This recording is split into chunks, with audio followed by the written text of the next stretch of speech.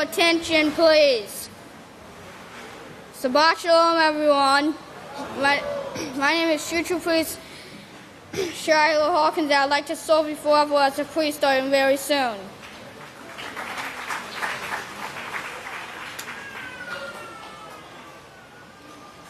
It's now time to start finding your receipts for Sabbath services.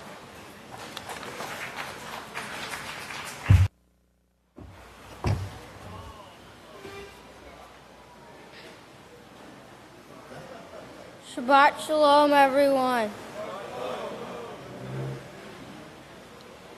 My name is son of Israel Abel, Ethan Hawkins.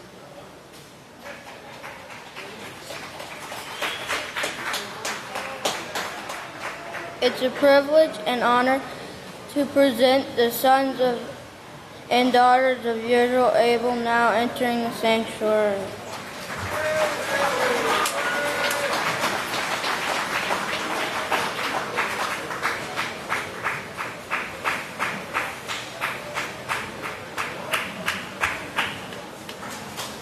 I now present one of the sons of Yisrayl Abel, Nabiah Hawkins.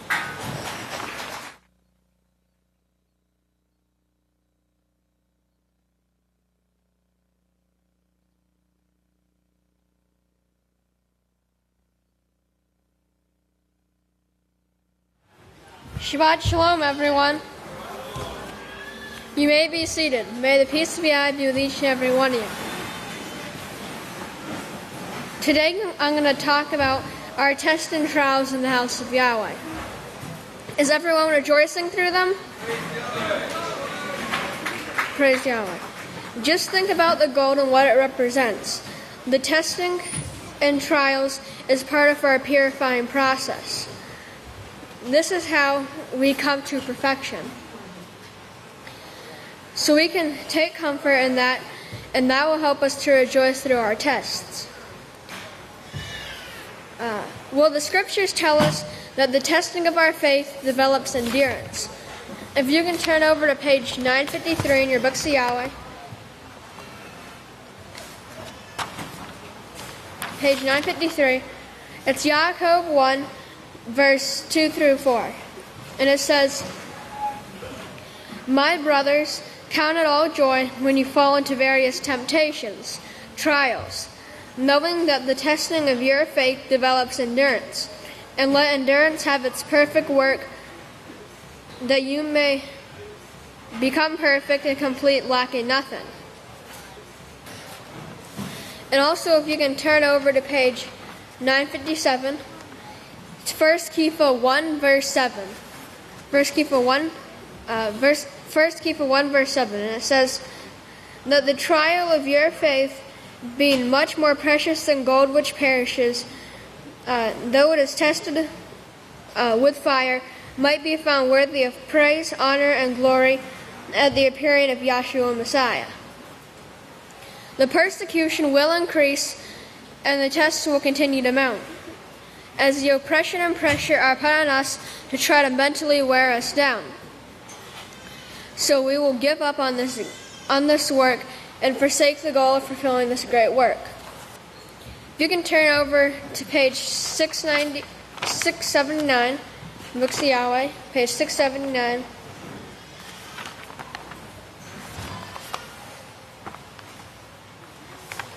It's Daniel 7, verse 25. And it says, "And he will speak great words against Yahweh, and will wear out mental attack to cause to fall away the saints of Yahweh, and think to change times, Yahweh's feast days and laws, and they will be given into his hand until a times, and divided of times." In the 12th book of Israel, part 1, Pastor says, "So we've come to through a time of mourning, test and trials galore, striving to overcome bitterness, hatred. We're hated above all people on the face of the earth. And now our redemption is drawing near at this very time." And he's saying here now, "Rejoice with all your might, because your redemption draws near." He's speaking, of course, of a certain condition in your mind here. And also in the 8th book of Israel, In the 8th book of Israel, part 2, the pastor says, well, you've got to overcome. If your righteousness doesn't exceed this, you will in no ways enter the kingdom. But how are you proving it to Yahweh? It's through your little tests and trials. Here's some things to help us get through these tests. The Peaceful Solution Self-Control book is a great book to help us learn how to handle our tests. Reading from the Self-Control book,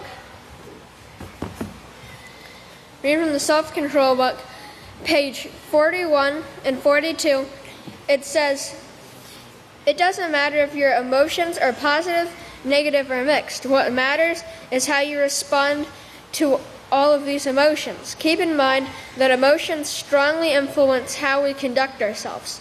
Although emotions can occur almost instantly, you have the ability to consider how you would respond to what you feel before you take action. A lack of self-control leads to irrational responses. Remember, we cannot do just anything we want to do. We must always be willing to stop and consider what we are thinking, how we are feeling, and then use self-control to make a choice that is positive and moral. That means applying Yahweh's laws.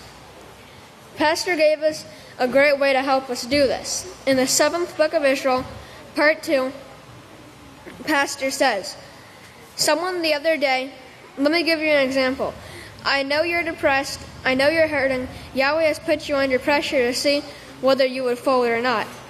And that's the reason we have the pressure on us. But He's put you under pressure. And someone told me the other day they used a 4-letter word that they used back when they were a child. And they said, I tried so hard to get this out of their life. But anyway, I said, I found something that would help. I found a way to work that out. I said, set you up some accidents on your own. Put something you could stumble over, but have it made up in your mind already. You're going to say, either praise Yahweh, or Yahweh help me, or Yahweh catch me, or whatever. If you can turn over in your books of Yahweh to page 960. Page 960. It's 1 Kepha 4, verse 12 and 13. And it says, Beloved, do not be amazed concerning the fiery trials which you must undergo, in order to be tested, as though some alien thing were befalling you. But rejoice in the fact that you are partakers of the Messiah's suffering, that when His glory is revealed, you may also be glad with exceeding joy. So in conclusion, I'd like to remind you what it says in Yeshua 23, verse 10. But He knows the way that I take, and when He has finished trying me, I will come forth as gold.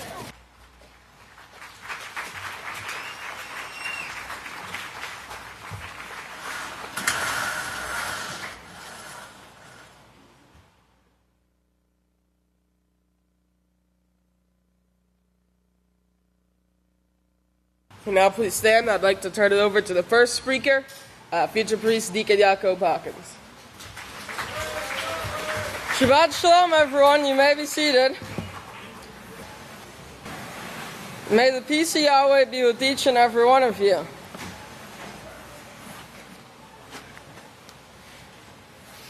My title today is Fasting and Prayer. Now first, from fasting, from the Strong's Exhaustive Concordance, it's word number 6685 in Strong's Exhaustive Concordance in the Hebrew, and it means fast. It's from 6684, and it means to cover over or to abstaining from physical nourishment. Now prayer, from the Strong's Exhaustive Concordance, it's word number 6739 in the Hebrew, and it means in the sense of bowing or prayer and a request to Yahweh. Now if you turn to Matithia 6, that's found on page 732, Matthew 6. And we'll start in verse 6. It says, "But you, when you pray, go into the secret place, and when you have shut the door, pray to your Father who is in secret. And your Father who sees in secret will reward you openly. And when you pray, do not use mindless repetitions, as the heathen do, for they think that they will be heard only because they speak so much." So Yahshua is telling you there, don't do a mindless repetition. Don't just repeat yourself over and over every prayer you do. Don't just repeat yourself. Actually pray. Take your time to pray. It says, "Therefore, do not be like them, for your Father knows what things you have need of before you ask Him." Now, fasting and prayer is to get you closer to Yahweh. Now, if you turn to Yana, and that's also what atonement is for, to get you closer to Yahweh. Yana 3, and we'll start on verse 3. It says, "So Yana rose up and went to Nineveh." Now, first, I'd like to show you from the Yisrayl Hawkins Says program, the 6th book of Yisrayl, chapter 3, verse 106. It says, "Nineveh could be compared with something like New York City today. It was huge, well built, and a strong city that could not be penetrated, like Tyre. Yahweh said Tyre was the same, and that it would be destroyed, and they would hang fishing nets out to dry where it used to be. No city will ever be built there again." Nineveh was the same way. Yahweh said it was going to be destroyed, and years later this took place. Now, Pastor said at the beginning, Nineveh was like New York City. So here's a picture for you. That's New York City. As you can see, there's the One World Tower. And that's New York. You see how well built it is. All the buildings, the towers. Pastor said it's just like Nineveh. So continuing in verse 3, it says, "So Yana rose up and went to Nineveh, according to the word of Yahweh.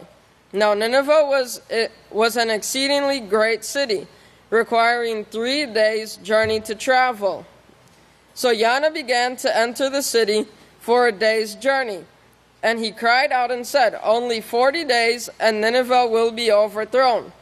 So the people of Nineveh believed Yahweh, and proclaimed a fast, and put on sackcloth from the greatest of them to the most insignificant of them.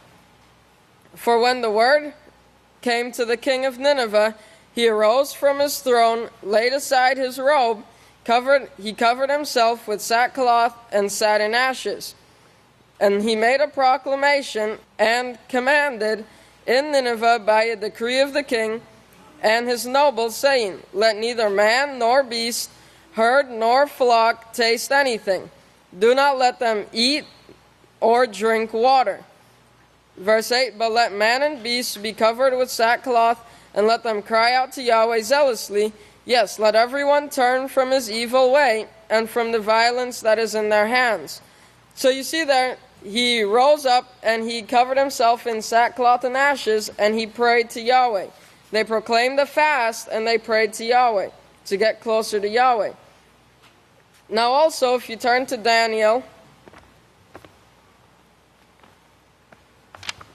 6, that's found on page 677. Daniel 6, and we'll start at verse 10.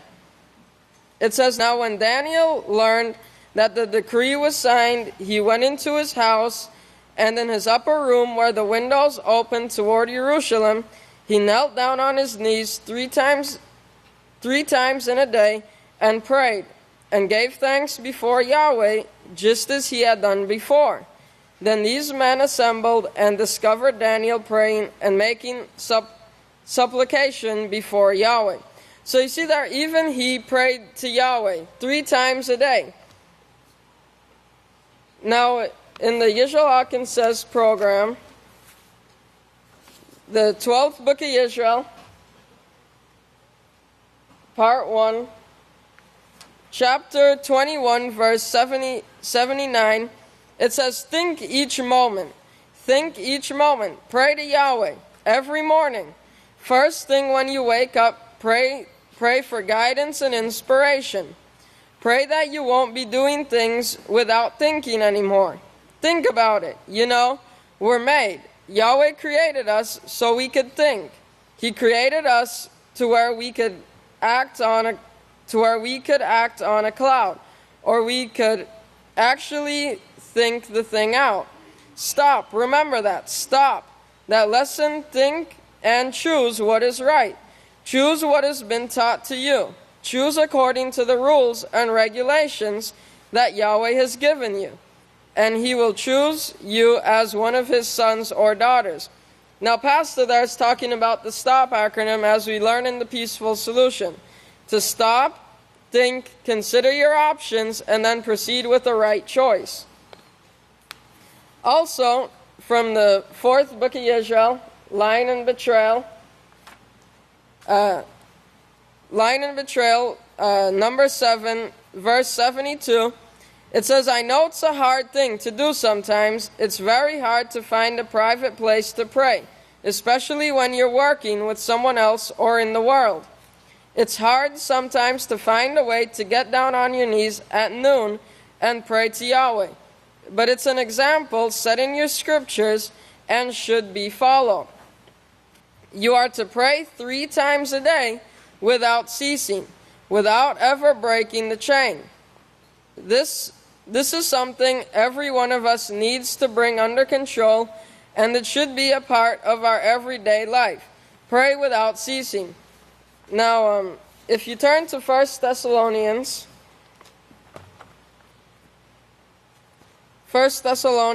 5, that's found on page 930, 1 Thessalonians 5, and we'll start at verse 14. It says, Now we exhort you, brothers, warn those who are unruly, not keeping in ranks or out of order among you. Comfort the downhearted, support the weak, be patient towards all. See that no one pays back evil for evil to any. That's retaliation. He's telling you not to do it. But always pursue that which is righteous, both among yourselves and towards all. Rejoice always. Pray without ceasing. That's what Pastor was quoting, to pray without ceasing. In everything, giving thanks, for this is the will of Yahweh in Yeshua Messiah for you. Do not quench the spirit. Do not neglect the prophecies. Prove all things and hold fast to that which is righteous, and abstain from every appearance of evil. Now we know what evil is. Genesis 3:5, the gods know evil. So it says abstain from every appearance of evil. Now last, from the 8th book of Israel, part 1, chapter 10, verse 32, it says, Now I'm not forcing you to fast 10 days. I'm not forcing you to fast 1 day. That's between you and Yahweh. But fasting and prayer, according to the scriptures, helps tremendously. Prayer alone helps tremendously. And that's the reason I asked you to pray 3 times a day. At least 3 times a day. So we could pray more than that. But at least pray 3 times a day. You can pray more than that if you can, but 3 times a day, and have a serious prayer to Yahweh. Now that's all the time. Remember, pray. That's how, if you're perfect, or if we're not perfect, but we're striving to be perfect, and Yahweh will answer your prayers. Now, if y'all please stand. That's all the time I have. I'll turn it over to the great Khan Benjamin Hawkins. Shabbat Shalom, saints of Yahweh. You may be seated. May the peace of Yahweh be with each and every one of you. Shalom, purple people leaders. I didn't say eaters, I said leaders. All right, let me get my pictures up here because I got some really exciting news. If I can get this up. Got a big announcement here for you. Find my, there we go. Okay, have you heard the news? Extra, extra. Yisrayl Hawkins says now online. You can see, you can go to YisraelHawkinsSays.com or YisraelSays.com. Now, you can access anything in the books of Israel, all the pastor's teachings, at the click of a button. In fact, it's very, very fast, too. It's got a search engine right there. It's got all the books. So now this is accessible to the whole world. Just in time for this great harvest that's taking place, which we're going to talk about today. And by the way, this came out yesterday. Yesterday on 9/18, this came out. And I'm just going to give you a little bit here. 9/18 means to restore. Restoring the pure word of Yahweh. But it also means to mend and repair. And it's from this word here, 9:19, and it means, I'm sorry, this is still 9:18. Some of the examples are the house of Yahweh, to restore and repair the house. And remember what the house of Yahweh is. Building the house of Yahweh is bringing the people. Building Yahweh's people. It also means, it's from 9:19, and it means to breach. A breach. Now, there's going to be a lot more sermons brought on this in the near future, but here's a breach is an act of breaking or failing to observe a law, agreement, or code of conduct, like a breach of confidence. You know, that reminds me of something else I need to show you.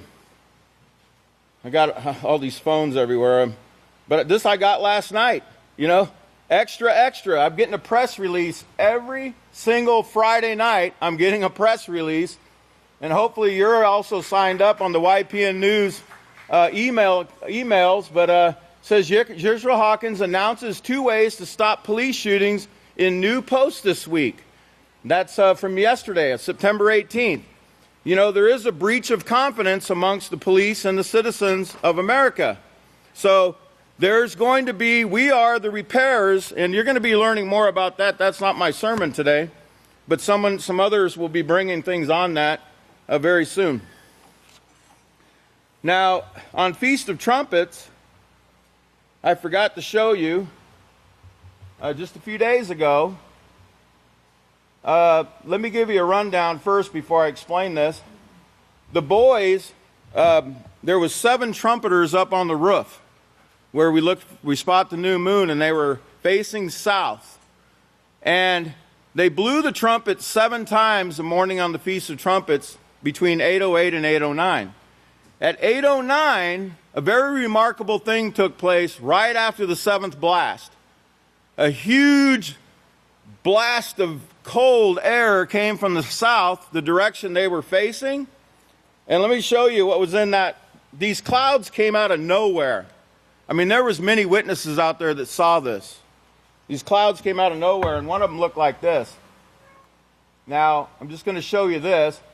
But what you're seeing right here is the blast wave from the trumpets going south. Right here is the generator. You can see that?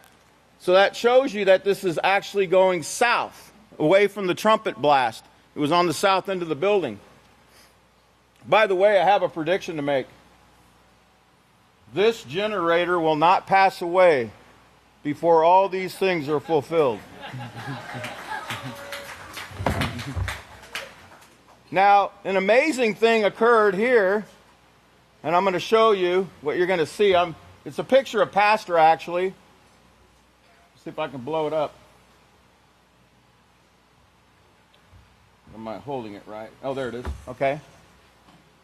Here you see pastor with his ear like this toward the trumpet blast. Okay? His ear is very enlarged there. Yahweh has a great sense of humor. Okay? But that represents the house of Yahweh hearing the seventh Moloch, the seventh trumpeter in these last days that the world is also going to hear as well. So, hope that's great encouragement for you. And by the way, 809, now remember last time I spoke, I gave you the definition of 1934. So I looked up 809, and it means, it's from 847, and it means raisin cakes. And then it's from 847, which is Eshtal, and it says, that means, I can't remember right offhand. It says it's probably from this word right here, shall. So I went there, which is word number 7592, and it means to ask and inquire. Do you remember all the things about 1934 last sermon? To ask, inquire, asking, beg, seek, demand, earnestly seek, or earnestly ask. And here's the definition of 1934 I gave you last week. I seek after, desire, search for, seek after, desire, search for, make inquiries about, seek. Coincidence? Well, sure. All right. So keep those things in your mind, because today, hey, guess who's coming? Here's this week's cover of People magazine, just in time for Pope Francis's visit. And I want to show you, this is pretty interesting. He says he loves soccer and selfies, dances the tango, and eats more pasto than he should. An up-close look at the charming rebel. Isn't that an interesting choice of words, this charming rebel? Because that's exactly what he is. He's a rebel. He's Nimrod. He's the rebel. In fact, his whole papal enclave shows that. Before I get into that, let me read this to you. This is from the Second Vatican Council that I told you about here recently. I just want to read a pertinent portion here. It says, Vatican II Council, Constitution on the Church, instructs politicians to use their secular offices to advance the cause of Roman Catholicism. Catholic laypersons, whoever they are called upon to expend all their energy for the growth of the church and its continuous sanctification, and to make the church present and operative in those places and circumstances where only through them can it become the salt of the earth. So the Catholics have been instructed, you need to do everything that you can to bring forth this Catholic Church. Put your whole energy into it. So now you remember, Pope Francis was elected on 3/13/13. By the way, Bollinger's tells you, I gave a sermon on 13, but I only gave you one side of the coin. Here in the House of Yahweh, we've got to give you two sides. The world doesn't do that. The Supreme Court doesn't do that. They only give you their side of the story. But the number 13 also denotes rebellion. Rebellion against Yahweh. Okay? Remember, there's two sides to the coin. He was elected on 3/13/13. And in the European date format, that's 13/3. Remember, he's the 266th Pope. And 133 or 13/3 is half of 266. We went over that. I had to remind you again, because it's very important for us to remember these things. Remember the papal enclave or conclave when he was elected shows that on 13 days after Benedict resigned, he was elected. It says, white smoke was seen emanating from the Sistine Chapel chimney on the 13th of March at 7:06. 7 and 6 is 13. He was also 76 years old when he was elected. 7 and 6 is 13. Let me tell you some other amazing coincidences of how the number 11 or number 13 is encoded in the Pope. Pope Francis was elected on the 13th March 2013. If you add The numbers 13/3/2013, it adds up to 13. The date adds up to 13 if you add every number. He was elected 13 days after Benedict resigned. He appeared 6 minutes after 7 o'clock at 13, and he was 76 years old. He was also named after a 13th century monk, Francis of Assisi, okay? And he was elected 13 years into this new century. Very interesting facts. Also, the word pope in the gematria adds to 52, and this is in simple gematria, which is 13, 13, 13, 13. Remember what the man of sin, he's Pope number 266. Remember that means sin. He's the man of lawlessness, okay? Everything points to him being the man of lawlessness in these last days.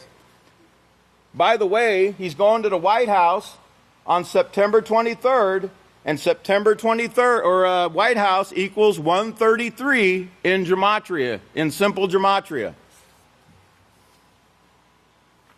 Well, here's Pope Francis just last month congratulating the Knights of Columbus leader, one of their secret societies. Pope Francis has sent his good wishes to the Knights of Columbus, who are currently holding their 133rd Supreme Convention in Philadelphia. This was last month. I'm sure that guy went to the Vatican to meet with Pope Francis. Okay, now I want you to, it's really hard to keep all these facts in mind, but you're going to have to try to recall a lot of things. If I have to go over things every time, it's going to be very, very difficult because there's so much to this. But let's go back and visit Philadelphia again. Y'all remember the train wreck in Philadelphia? On May 12th, when Pastor had a dream about a wreck, or that didn't occur, okay? This Philadelphia train derailment, I talked about this before, but it was on May 12th, 2015. Now, I'm going to show you some things that I didn't show you last time about this. There was 7 cars on that train, and it was led by a lead locomotive. The lead locomotive was number 601. Shows you that right here. Locomotive number 601. I want to show you what that means. Very important. It means apocalypse or revelation. That's where the word revelation comes from. To uncover, to reveal, to bring to light. To bring to light. There's the word revelation. Okay? That's what the word revelation came from, is apocalypse. It's number 601. That's the lead train. Also, remember the crash occurred at 9:23 p.m. And this was on video and everything. They had all this documented. This, it was en route from Washington, D.C. to New York, and it stopped in Philadelphia. Washington, New York, Philadelphia. Right? Washington, New York, Philadelphia. The same places that the Pope is visiting at this time. The train consisted of 7 cars hauled by a year-old Amtrak Sprinter, locomotive number 601. Now get this. The crash occurred near the intersection of Frankford and Wheatsheaf Lane.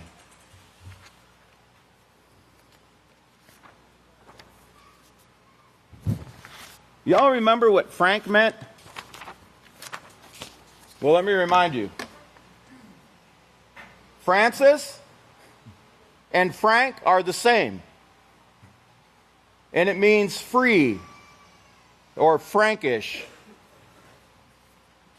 And frankly, this is not a coincidence. Frank means free and liberal. Catholic means liberal, doesn't it?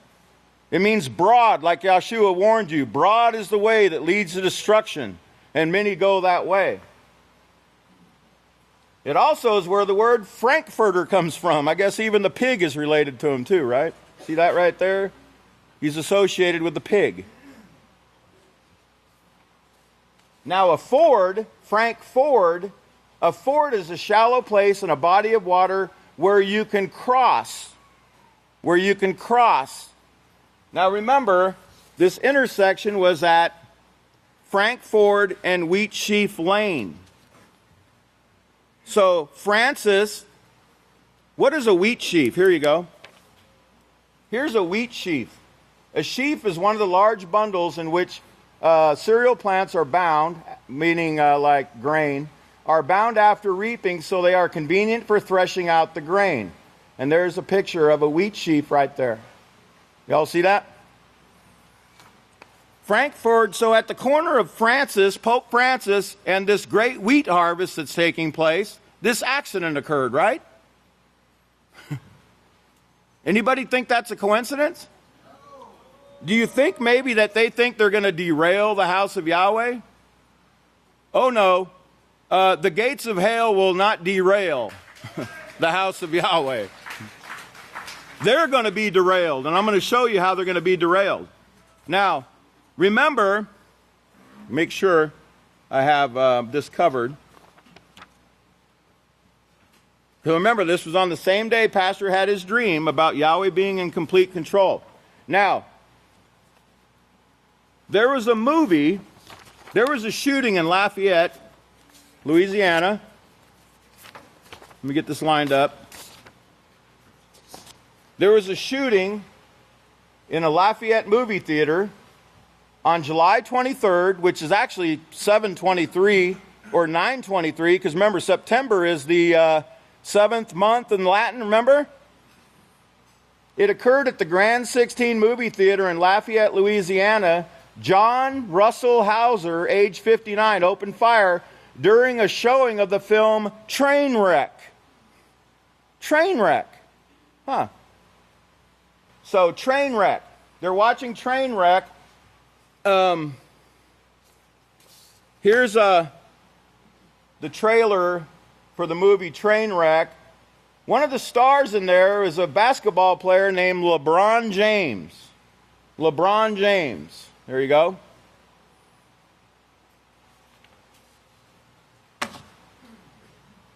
LeBron James in Jewish gematria equals 923.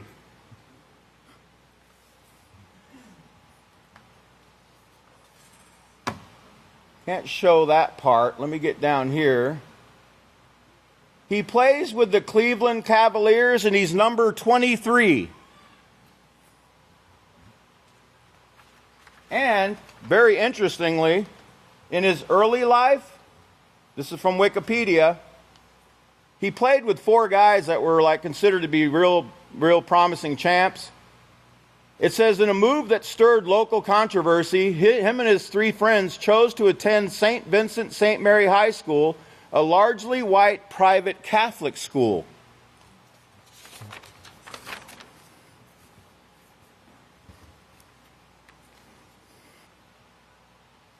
So what about this event with the train wreck? When did this take place? Between May 12th, when the train wreck took place, and the day the Pope comes, there's 133 days.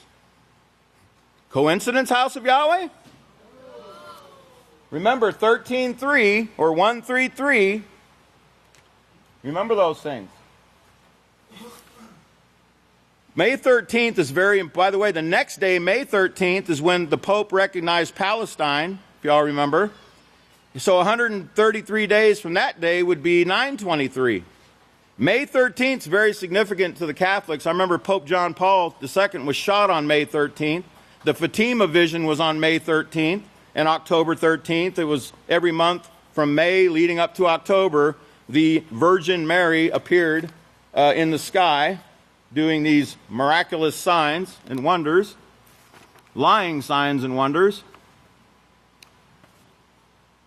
Okay, now remember, when the Pope goes to Philadelphia, he's going to the largest family gathering, bringing together families from all over the world. So this is not just a bunch of people from Philadelphia, it's from people from all over the world. And the first city this took place in, it's only every 3 years, It took place in Rome in 1994. That was the first gathering of the World Gathering of Families. And then every other 3 years, they moved to other places. This is the first time they've had it in America. Okay, let me not lose my train of thought here. Okay. I want to show you, have you ever heard of ley lines? Ley lines are earth energy lines. That the whole earth is on a grid that these people have set up. So they make their temples and their cities, their major cities with their obelisks and all these other things on these lines. As you can see here, New York, Philadelphia, Baltimore, and Washington and all of them are on the same exact line. Okay?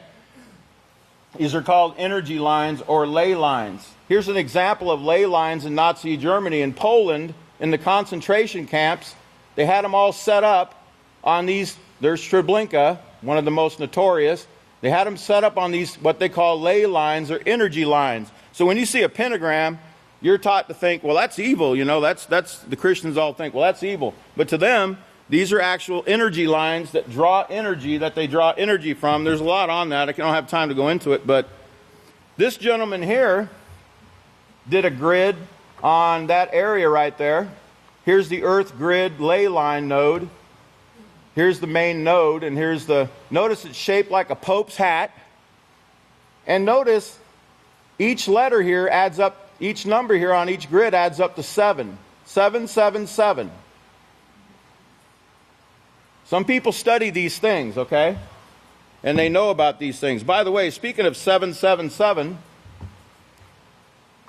this caught my attention right away. This reporter that was shot in Franklin County, notice 777 there. Here's her studio where they switched, where they were doing a little memoriam of her that same morning. Notice the 3 sevens behind them. Remember, 777 in Jewish gematria means order out of chaos. There's the 7 down here, and the 7 over here. Okay, they go out of their way to make sure you see those 3 sevens. So who's behind this? We'll just follow the money. M-A-S-O-N. Okay? Where do they come from?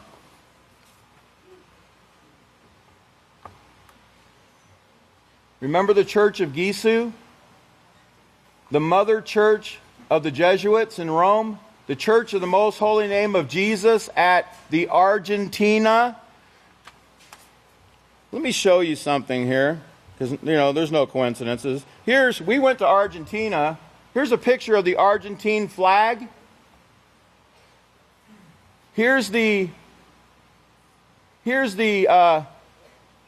Jesuit flag. Look at them again. See it?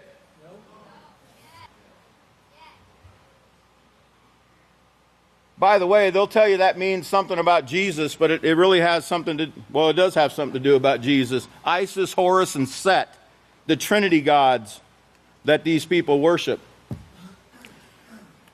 Okay, now, I want to tell you, Yahweh's laying this out in such a way. Why don't you turn over to 1 Thessalonians. 1 Thessalonians, found on page, let's see, 1 Thessalonians 5, found on page 930, quickly. Because what Yahweh's been showing us about the Pope's visit, you know, there's actually an order to this, and there's a message to the House of Yahweh that's encoded in this. Now, I have to remind you, they're having their International Day of Peace on the 21st of September, the day before the Pope comes. And remember, the Pope is the man of sin, the man of perdition, the son of perdition, the man of destruction. And let's read this together. But concerning the times and seasons, brothers, you have no need that I should write to you. For you yourselves know perfectly. You know, 7, the number 7 means perfect. that the day of Yahweh comes as a thief in the night. For when they will say peace, true peace on September 21st, now I'm not saying that, remember, I'm not telling you nuclear war is going to start then. What I'm telling you is, this is what's encoded in this message.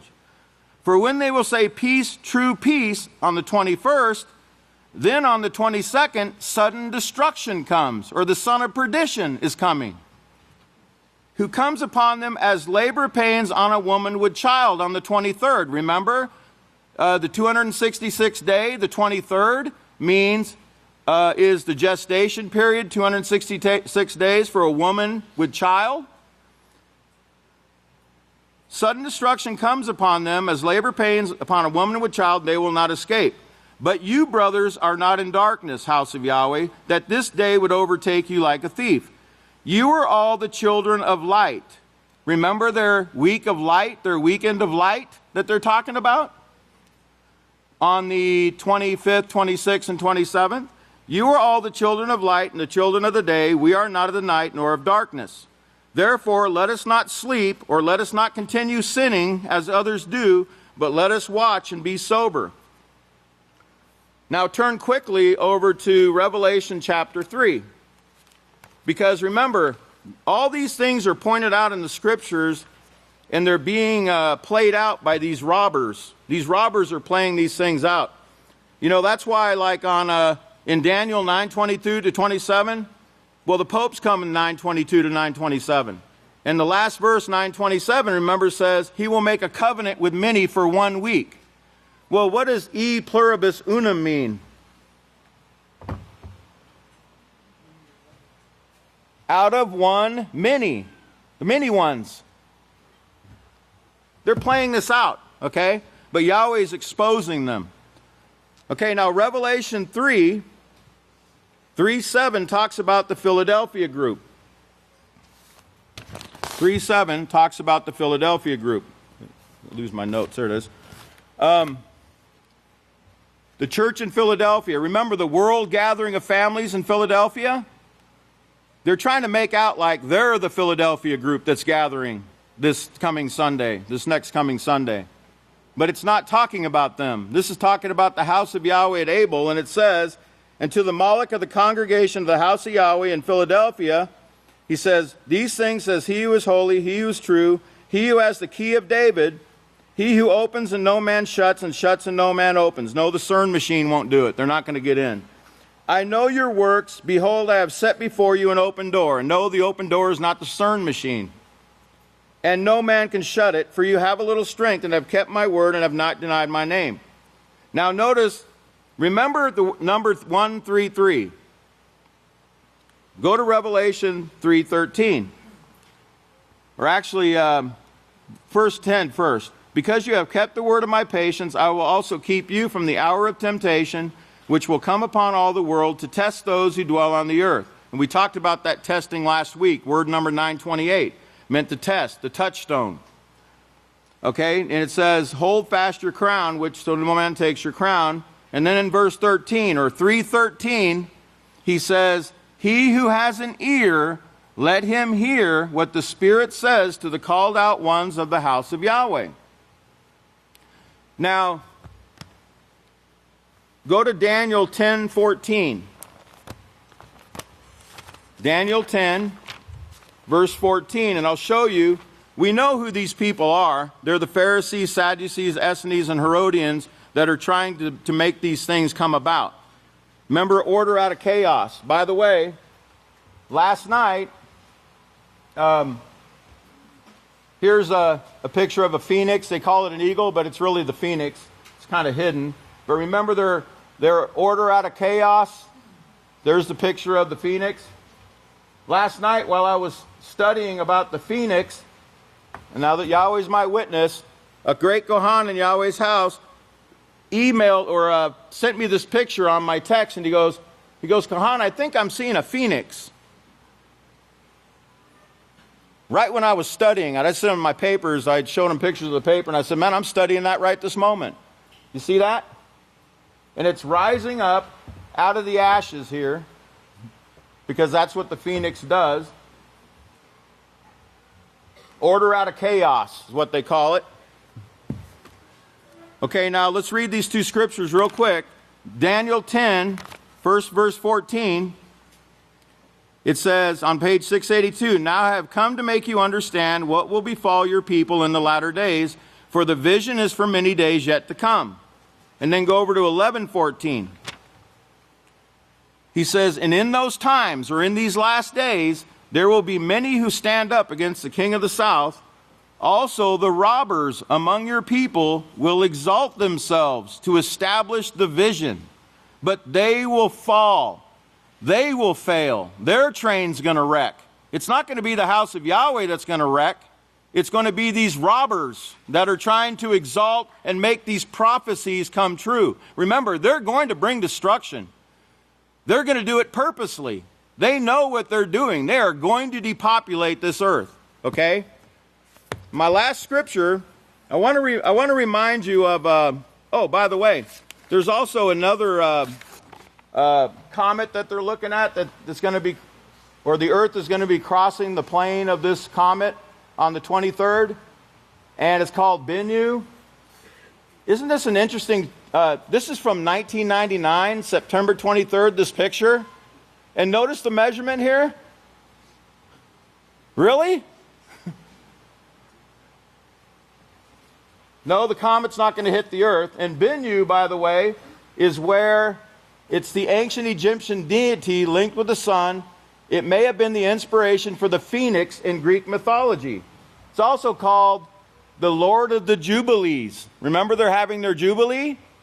And means to rise in brilliance or to shine. Pastor wrote this right here, this newsletter. You need to go back and read this again. It's from 5/2012. I just want to read you one section here where he talks about the light. "The prophets of Yahweh said Yahweh's laws are the light of Yahweh, which guide mankind to the perfection and the image and likeness of Yahweh." And he gives Psalm 119, 104, and Psalm 119, 105. "The laws are a lamp, a light to our feet and to our path. They give understanding to the simple." And he goes on to talk about these robbers in the keys of this blood that Malachi Martin wrote about, that rebelled against Samuel. These same robbers that took over the temple, the Pharisees, he says, "Did the Pharisees, Sadducees, and Essenes persecute those who taught the laws of Yahweh as they do now? They beheaded Yochanan the Immerser. Then came Yeshua from Galilee preaching repentance. Well, they killed him too. Did they accept the light preached by the Savior? No, in fact, they hated what he preached. So they persecuted him and killed him by hanging him on a stake. The light Yochanan and Yeshua brought is shown. The light is in the plan of Yahweh." And he goes on to talk about Yochanan 1 through 13, where it talks about, "In the plan was life, and that life was the light to mankind."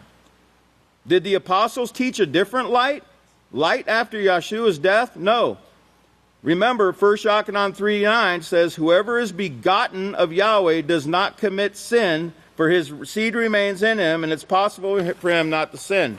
Go back and read this about the light so you can learn about, and this is from 5:12. Remember Pastor's dream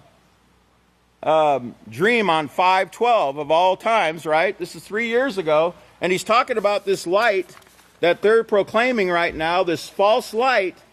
And like I said, they're getting ready to bring about a big destruction, okay? But if you're in the true light, if you're walking in the light, the laws of Yahweh, and you're keeping Sabbaths here at the house of Yahweh, and you're listening to all the priest tells you to do, and you're following what the priest tells you, you can't fail. You won't fail. You won't be deceived along with this world. Okay? The world knows something's taking place, but they don't understand because they're not the house of Yahweh. But brothers and sisters, we're at the intersection of Francis and Wheat Sheaf. You understand? We're at the corner, at the intersection right now, and those robbers will fail, but the house of Yahweh will prevail and will not derail. And at this time, I'd like to present to you the great Kohan, Ilya Hyler Hawkins. Shabbat Shalom, everyone. You may all be seated. Well, continuing, remember what Yahshua once again told us in Matthew chapter 24, how there would be earthquakes in place after place, disease, pestilence, epidemics. There would be wars and rumors of wars, and later on we see that he says the love of many will grow cold, and that's what we see in our world today. The news is going to start out with the largest earthquake of 2015. It occurred off the coast of Chile, and of course it was 8.3 on the Richter scale, and that was pretty devastating. Tsunami warnings as far as Hawaii, Peru, but we see the earth crying out. And then we're going to take a look at Japan. Remember, we've been bringing out before how Japan was looking to reinterpret their constitution. They have been a very pacifist country since World War II, and they haven't been involved in wars, but they were looking to reinterpret so that if an ally of Japan went to war, that they would be able to join in that war, which welcomes NATO into their country. They're taking on that character of NATO. Well, watch the reaction. They say over 50% of the citizens of Japan want nothing to do with war. They want nothing to do with us joining other countries in war. Your heart kind of goes out to Prime Minister Shinzo Abe, who is the leader who is doing what he's told to do. And that's what you see. He's doing what he's told. But watch the reaction of the Japanese government. Watch the fighting take place when they do the ceremony of the signing of the reinterpretation of this Constitution, which was written by the United States, by the way. And then Russia and United States tensions building. Russia is saying to the United States, we need to join. We need to come together to fight this terrorist. The United States is saying the terrorist is Assad. We need to fight him first. And there's a huge disagreement taking place. And of course, the war is there. Watch very closely the interview at the Pentagon when the spokesperson at the Pentagon makes the comment that we've been training fighters to fight these terrorists. $500 million we've spent. And the lady very clearly says, all 4 of them? Because that's all is there, 4 of them. We had 10. They went into action. Some ran off, some died. 4 are left. $500 million. Well, the money was most likely spent, but not in that direction. But don't play into much of what they're saying. Watch what's taking place. If we wanted to put an end to this, we could put an end to it.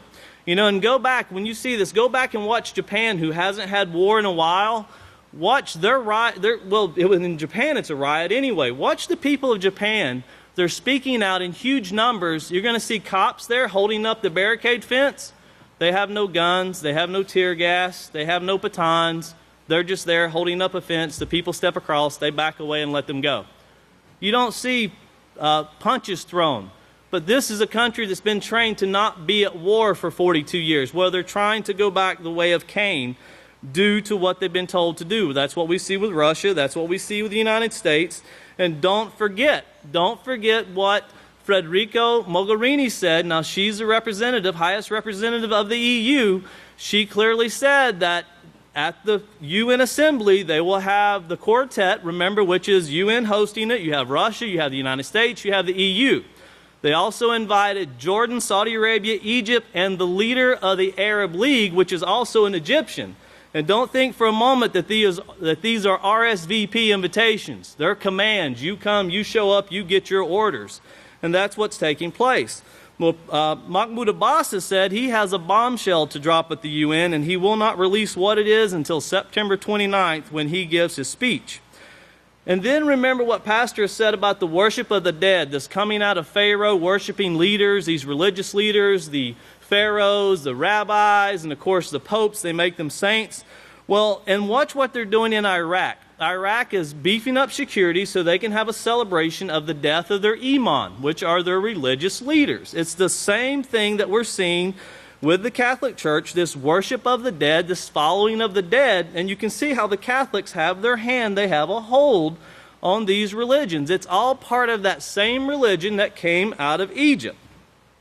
And then, of course, you're going to see the abuse of these refugees. And think about this for a moment, okay? These refugees, you're going to see children, babies so young they can't even walk, and they're shooting them with tear gas. Think about what kind of heart it takes to shoot a woman holding a child with tear gas. And then if we wanted to put an end to it, if there was a pope that wanted to bring peace, couldn't he do something? Couldn't he say something? Well, what he wants is taking place. What he wants is taking place. Remember, he's looking to depopulate. There's no care for these people.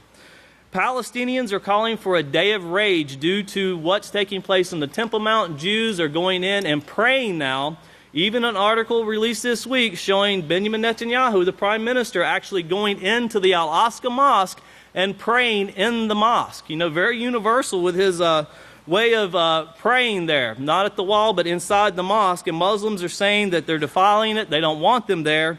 And of course, tensions are growing, but pay close attention. The EU is getting involved. Jordan is getting involved. Remember, those two countries are the one agency and the country being summoned for this meeting, but there's a fight taking place. There is a fight taking place, and of course, instructions are going to be given. Like Pastor said long ago, there's a lot of war, but Pope Francis will sweep in and he will bring much peace. When you're the cause of the problem, it's not hard to start trying to make it look like you're solving the problem.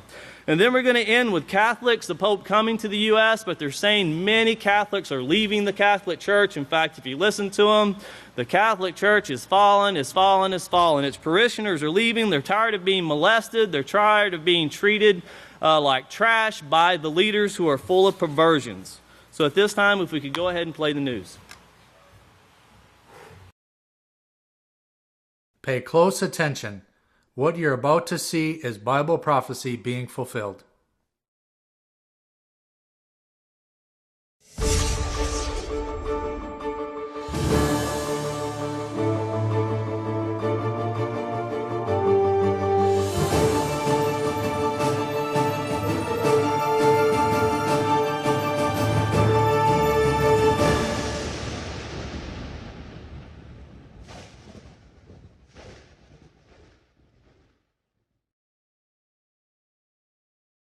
Welcome to another edition of YPN News, bringing you the news as it relates to Bible prophecy and foretold by Yisrayl Hawkins. While fighting on the Temple Mount, refugees fleeing into Europe, Pope Francis planning his visit to the U.S. are just a few of the stories we have for you today. But first, we're going to start off with another massive earthquake in Chile. Now, as locals in Coquimbo, Chile celebrated Independence Day, they were caught off guard when an 8.3 magnitude earthquake suddenly hit the region. Now, felt in many towns across the country, people going about their everyday lives, like grocery shopping, even reporting the news, then suddenly stopping as the ground shook beneath them. Wow. Well, 1 million people were evacuated and more than 250,000 families were left without water and electricity. Chilean President Michelle Bachelet, reassuring her country, said the measures taken were taken very quickly.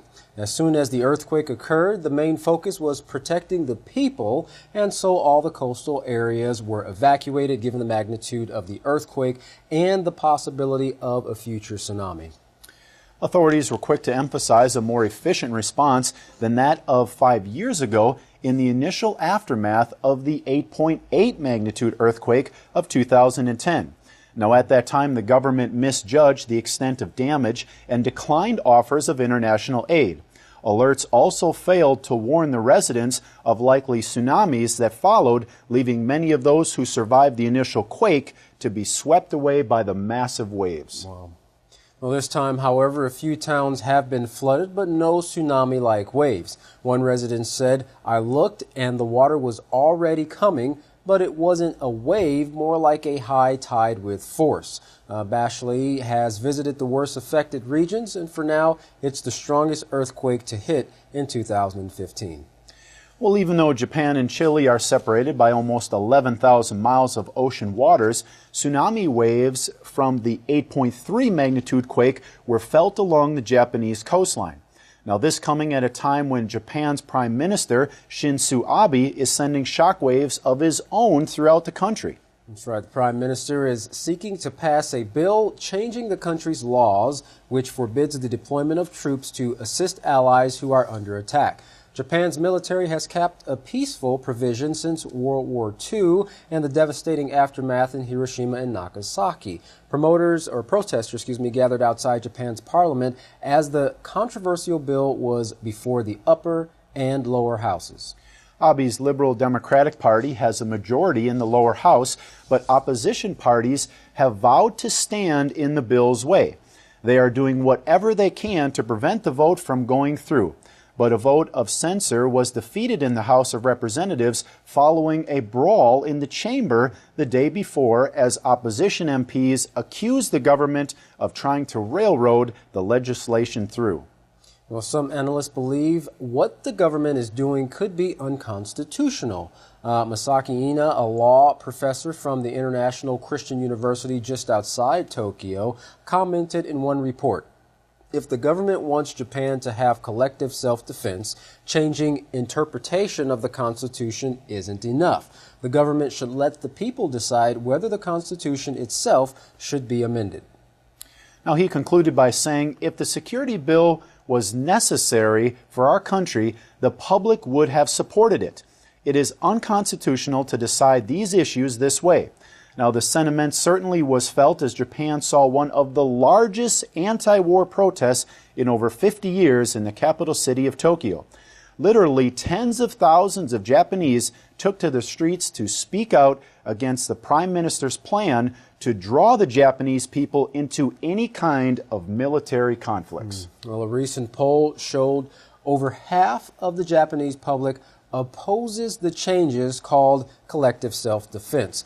Under certain conditions, it would allow for actual Japanese combat. Some Asian strategists say Japan is finally growing up, as many suspect Prime Minister Abe is proposing the pushing for the changes to counter potential threats from rising powers of China and North Korea.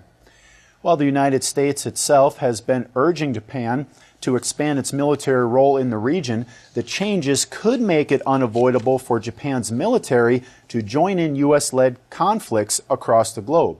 Now, the protesters make it clear they want nothing to do with Abe's changes. They have their own solution. They want Prime Minister Abe to step down. Sure. One retired grandmother shouts, "Of course I'm angry. I want politicians to listen to the people's voice. I have children. I have many grandchildren. This fight is for them," she exclaims as they break through the police barriers and, of course, they spill into the streets surrounding the parliament, and a fight to preserve Japan's pacifist past amid fears of a militaristic future. Well, turning our view now to conflicts in the Middle East region, Russia and the West are having a disagreement over how to fight ISIL in Syria. Russia says the Syrian government should lead the fight, but the U.S. insists it is opposed to any role for Damascus. Now, currently, Russia and the West are intensifying their independent efforts. Well, the U.S. and its allies, while attempting to build up rebel fighters in the region and strike the terrorists by air, have failed to deal effective blows to the terrorists. Some experts believe the growing U.S. campaign will eventually be used against the Syrian government itself. In a recent interview with Russian media outlets, President Bashar al-Assad spelled out how a political solution to the conflict in Syria will only be possible after the terrorists are defeated. He stated, "The priority of every single Syrian citizen is to be secure. So we can achieve consensus, but we cannot implement unless we defeat the terrorism in Syria." He goes on to explain, "We have to defeat terrorism, not only ISIS. I'm talking about terrorism because you have many organizations, mainly ISIS and al-Nusra, that are announced as terrorist groups by the Security Council." Assad cautioned the West and Turkey are supplying weapons, money, and volunteers to al-Qaeda-linked al-Nusra Front and ISIL across Syria. He also noted that Iran is playing a crucial role in helping Syria fight the terrorists. Syrian president also said that Damascus does not coordinate any of its anti-terrorist strikes with Washington. I bet not. President Assad explained why, saying this is because they, and he's referring to, of course, the United States, cannot confess. They cannot accept the reality that we are the only power fighting ISIS on the ground. For them, maybe, if they deal or cooperate with the Syrian army, this is like a recognition of our effectiveness in fighting ISIS. Assad said he would only step down if the Syrian people actually wanted him to. The Syrian conflict began in 2011 and has claimed the lives of over 240,000 people so far. Extremist groups have increased in size and number due largely to support from U.S., Turkey, and some Persian Gulf Arab states in their bid to bring down the Syrian government. Now, the conflict now seems to be growing even more complicated, with Russia and the U.S. sticking to their positions on the war. Well, the U.S. is reportedly ready to talk, though, and for our coverage on further developments in and around the Great River Euphrates, we now turn over to our correspondent, Larry McGee. Larry, what exactly is the U.S. ready to talk about? Secretary of State John Kerry says the U.S. believes that conversation is an important next step in addressing the issues surrounding Syria. The U.S. is reportedly in hopes that talks will take place soon, with the expectation that they will help to define some of the different options that are available as America considers its next steps in Syria. The Russian President Vladimir Putin remains critical, however, communicating to the press recently that the West needs to put aside its double standards. The Russian leader says there is a necessity to put aside geopolitical ambitions and the use of terrorist groups to change governments. The unpopular president stated in a meeting recently in Tajikistan that an international effort will be required to defeat terrorism and to maintain global and regional security. Moscow, he says, has proposed just such a coalition that will bring together the efforts of everyone interested in combating the threat of terrorism. And the Russian president punctuated his speech by reaffirming the Russian intention to continue furnishing military and technological support to Syria. In line with that promise, the Pentagon is reportedly on edge due to the arrival of Russian fighter jets in Syria to support the democratically elected president Bashar al-Assad. Analysts fear that this raises the prospect of U.S. and Russian warplanes in the same skies fighting on opposite sides.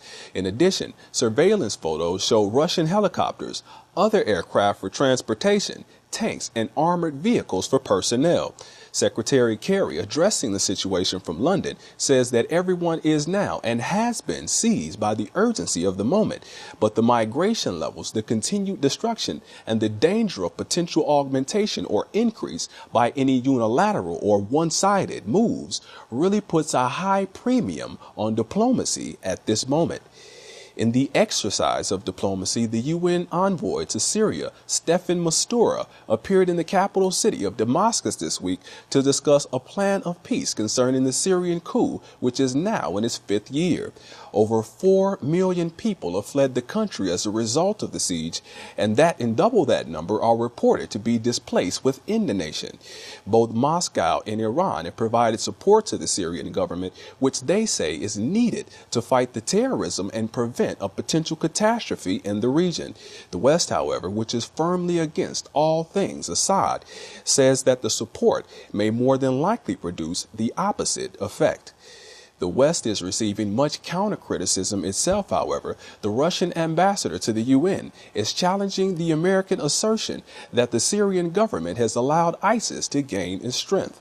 According to the Russian envoy, ISIL grew in Iraq during the U.S.'s war or intervention there, and it has spread from that point into Syria.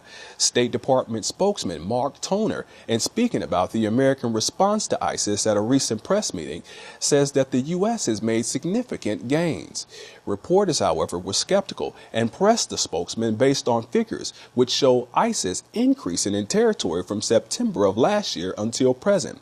Analysts also point to America's multi-million-dollar strategy of training and arming of Syrian insurgents, a strategy which many are calling a failure, since a Pentagon official testified this week that for all of its millions in funding, there are only 4 or 5 U.S. trainees left to contend with the entire force of ISIS.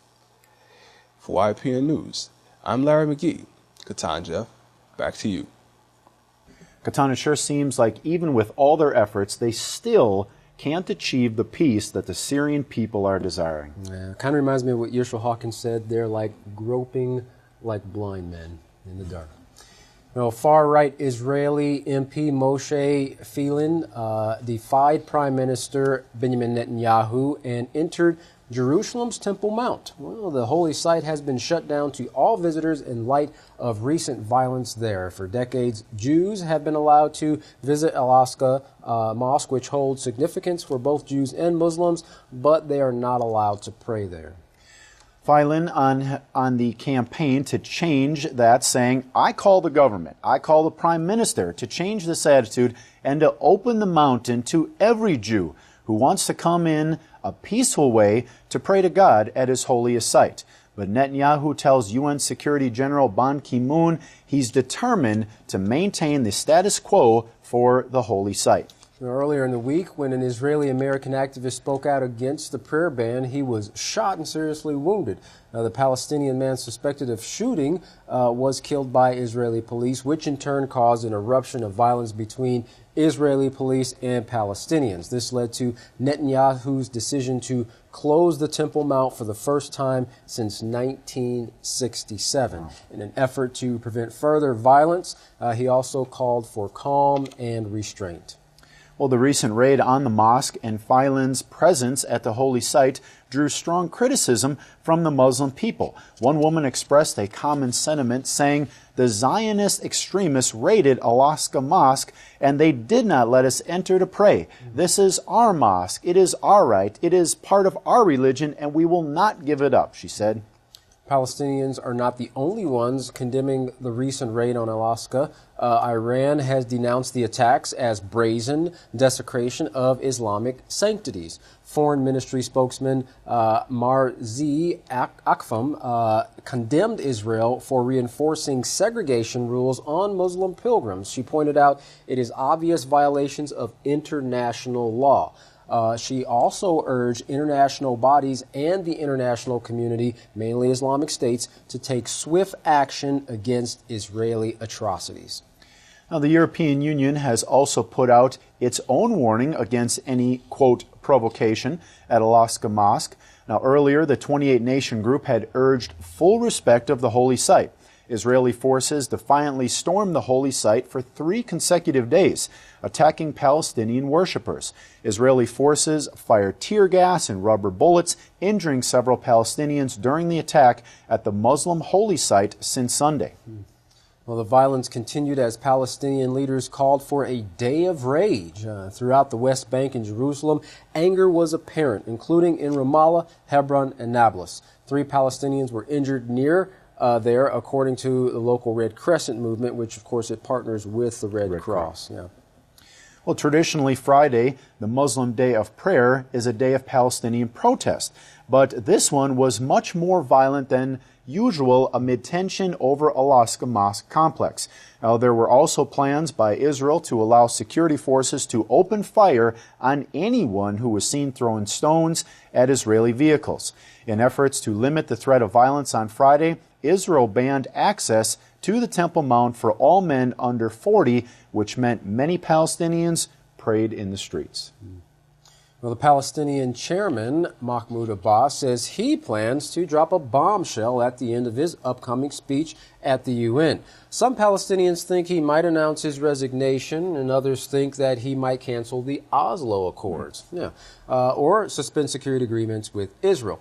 Well, he told an Arabic paper in London that he was not going to reveal the nature of this bombshell, and he is scheduled to address the UN General Assembly on September 29th. Sources close to Abbas says he plans to resign at the end of the year, but others, of course, are denying those reports. Imam Ali, the first Shia imam who is long dead, is going to be worshipped in an upcoming anniversary celebration in Iraq amidst the fighting that has been taking place. Security forces have promised to ensure safe procession. Iraq Interior spokesman Saad Ma'an said Imam Ali's martyrdom has had a big impact on our souls, and we visit his shrine every year despite the escalating security situation. Well, millions will visit the holy city of Najaf to visit the shrine of the first Shia Imam. Even though the week started off with what some call a bloodbath of violence, it hasn't stopped people from making the journey to visit the shrine. With hundreds of prisoners escaping from Abu Ghraib prison due to an attack which ISIS, of course, is claiming responsibility for, that has raised a fresh wave of unrest and insecurity as people prepare to celebrate the Imam's anniversary.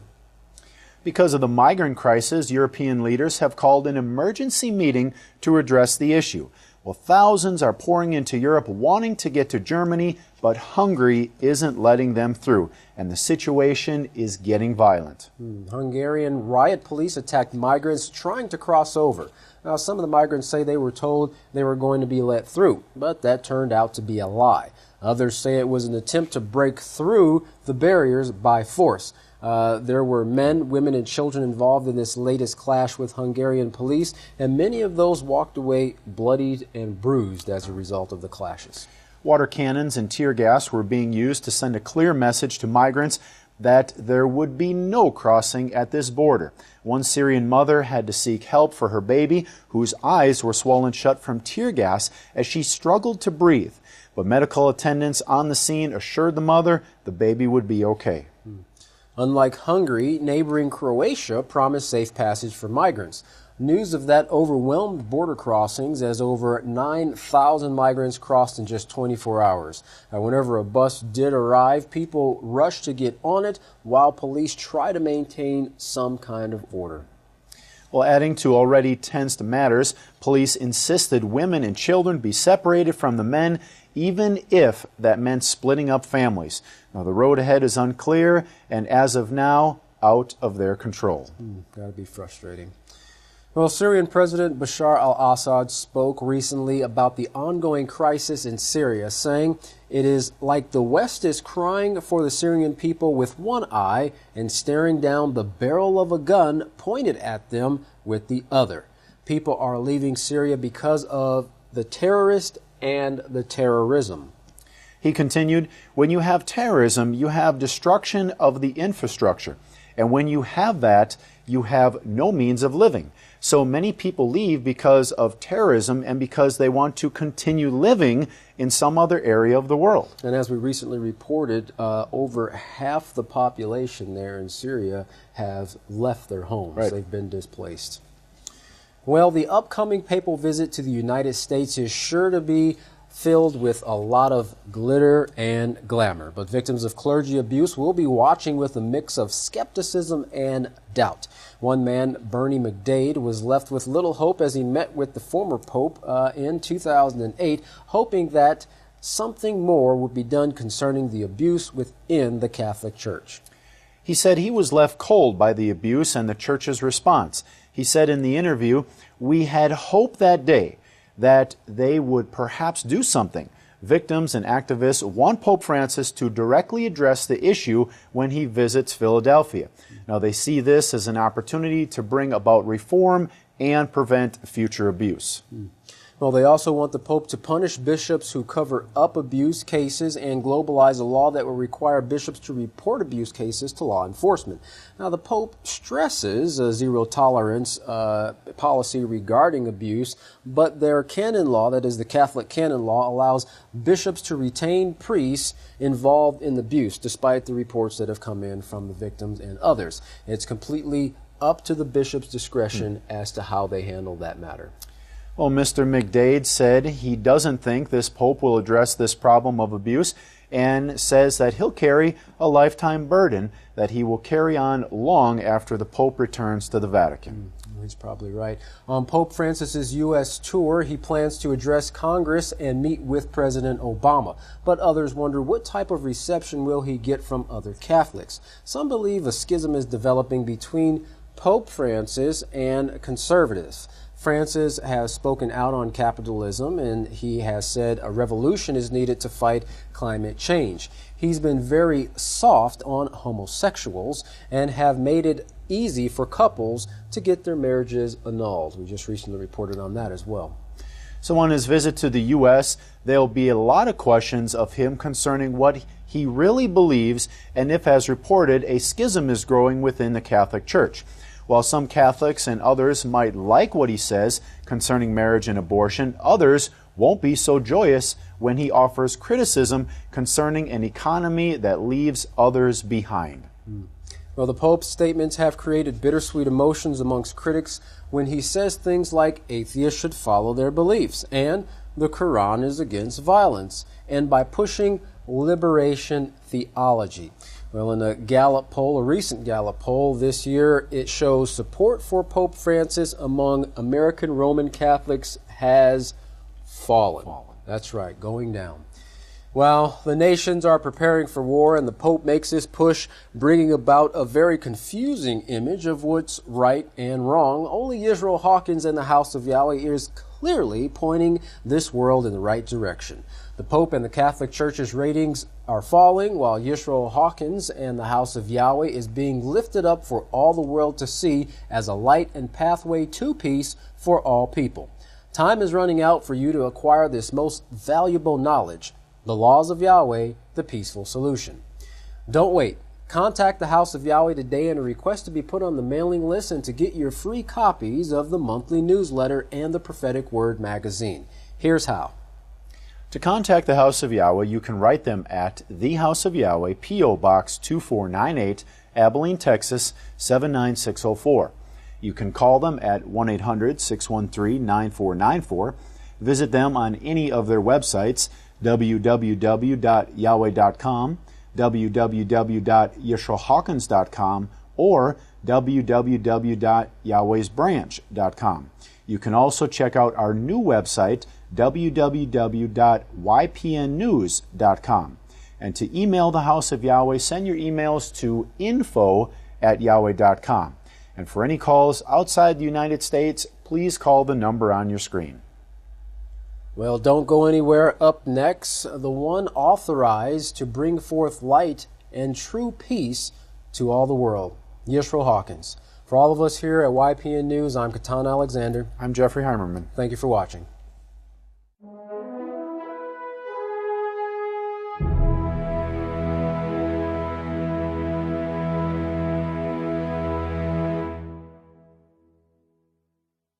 I'm going to get quickly into this because if you'll just pay attention to what's taking place with the news and, of course, with the House of Yahweh, you can see Revelations 13 coming into action here. Revelations 13 and shows the not only the first beast, but it shows the United States also. The two religions, Protestant and Catholics. The Holy See flag is set to be raised quietly the morning of the September the 25th, along with the flags of the UN's 193 member states, showing the power over these 193 member states. The world leaders at the 193 member General Assembly on September the 25th will likely stress poverty and bad government. And Pope will meet with Russia. Pope will meet with Russian President Vladimir Putin, whose country holds the rotating presidency of the UN Security Council this month. Now, they're the ones, this is the rotating council that says which nation is going to stand and which falls, and Russia has a vote in that this coming month, and the Pope is going to meet with him before he has that. Meet with him in person. Let me get this straight here. Now, I don't know how much of this, I didn't get to listen to all the sermons this morning, but I know our young priests have been working on this on the 18th, 9/18. Is everybody listening? 9/18. This was yesterday, 9/18. I was called and told that our Yisrael Says program is now up and running, and you can get it on your phone. 9/18. While I had them on the line, I looked up this number, 9/18. And it means to repair. To repair. It comes from 9:19, which means a breach, repair a breach in a building, and it shows House of Yahweh. That breach, praise Yahweh, that breach is, of course, to unify, to repair this breach, to unify it. Strong's, this is, let's see, this is Brown and Driver. No, this is Strong's. This is Strong's Concordance. I meant to get you a Brown and Driver, but I can tell you what it says. That is Brown and Driver. Yes, that was Brown and Driver. Shows the House of Yahweh, to repair a breach. That is, to bring to unity. In Strong's, it says the root, to open, a gap, open. Used only as a denomination from 919 to mend a breach or repair. Mend a breach or repair as a building, as in a building, a breach or gap. Now, if you remember, that should bring to mind the scripture in Isaiah 58. I think our priests are going to bring this out a number of times, but you got to read this and tie it in with today's news, with the visits of the Pope and what he's planning on doing, because he hates this very thing right here that I'm fixing to show you. In Isaiah 58 and verse 12, found on page 567, you need to mark that in your books of Yahweh. And everyone out there in radio and TV land and computer land, you need to really study this with your book of Yahweh, and notice the center references also. But write these scriptures down that I'm going to give you here and restudy them later over and over, and you'll see what I'm about to tell you is truth, and it's all going to come to pass. Isaiah 58:12. Remember what this number meant when the Yisrayl says program. Yisrayl says, that's all you have to do, to put it in your phone. You mash browse, open your phone, mash browse or search, and just type in, no www, you don't have to put it that even. All you have to put is, it's all one word, YisraelSays.com. YisraelSays.com, push your go button, and it's there. Now, you may have a screwed up phone that won't do it, I don't know, but that will do it on my phone, and it's doing it on everybody else's phone, unless you got one that's different. Sometimes you have to go to Google, I think, but I think there's just a mistake being made. It's YisraelSays.com or YisraelHawkinsSays.com. Both of them are up and running. The book of Yahweh is in there also, and the references is going in right now as I speak on this 919. Yeah, it should be up and running next week.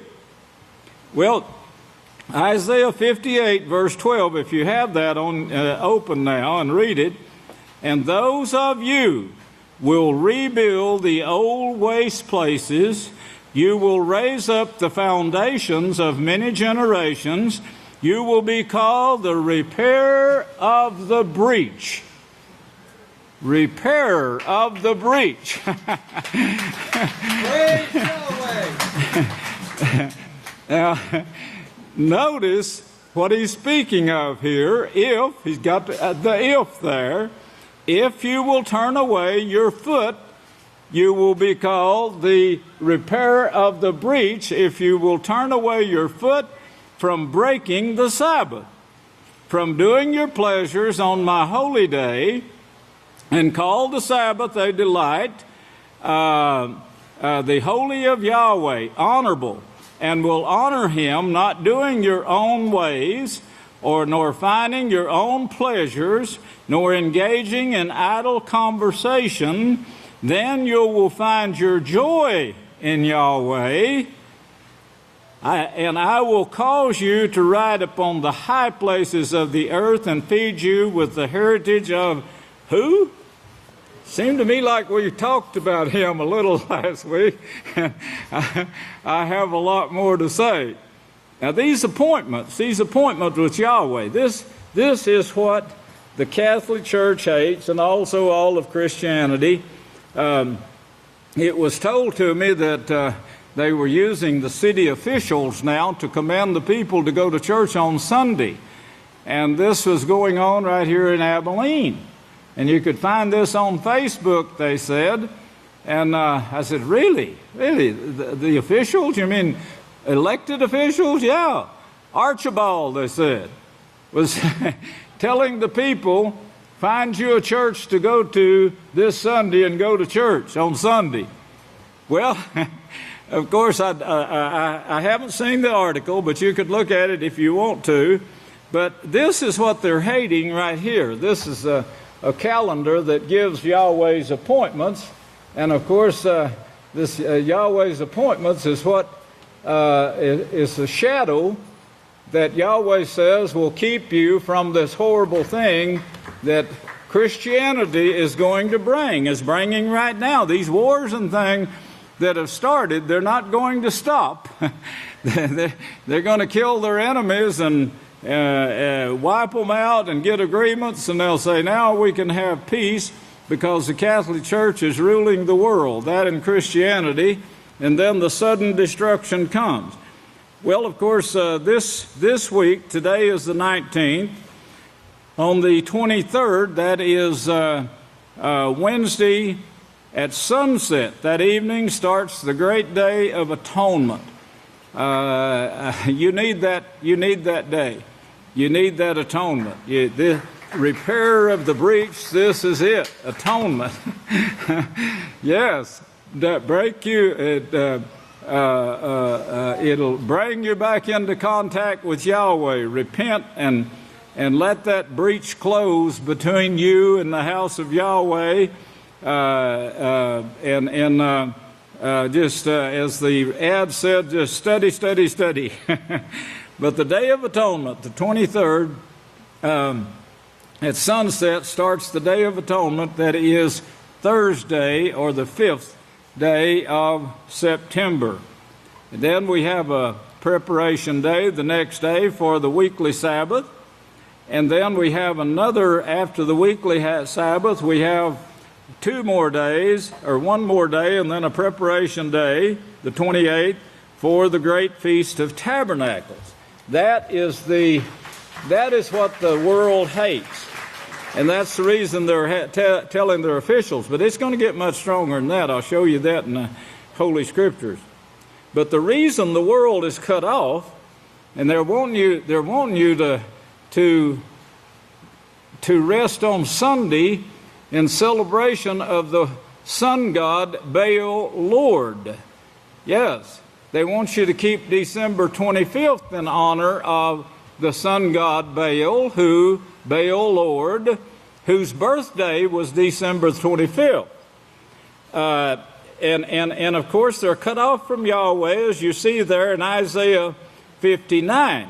They want you to be cut off from Yahweh. They want all Sabbath keepers, who all of Yahweh's calling in this generation, to be cut off. Behold, Yahweh's hand is not shortened that it cannot save. It's going to save you from this mess the world is getting into here. Nor his ear heavy that it cannot hear, but your own iniquities, that's doing away with Yahweh's laws, separated you from your Father, and your own sins have caused him to hide his face from you, so he will not answer. Your gods, the sun gods that they're wanting you to worship, you know, they prayed to that sun god for rain and got $400 million in damage, in hail. And I challenged them to pray for 6 inches or 8 inches of rain without hail and high water. And so far they haven't done that. Or maybe they did secretly and found out secretly this God's not answering their prayer. The sun god Baal The Sunday god Baal does not answer prayers. He has no power to answer prayers. That's told to you in the same book of Isaiah that tells you why you're cut off from Yahweh. From breaking my holy Sabbath cuts you off from Yahweh.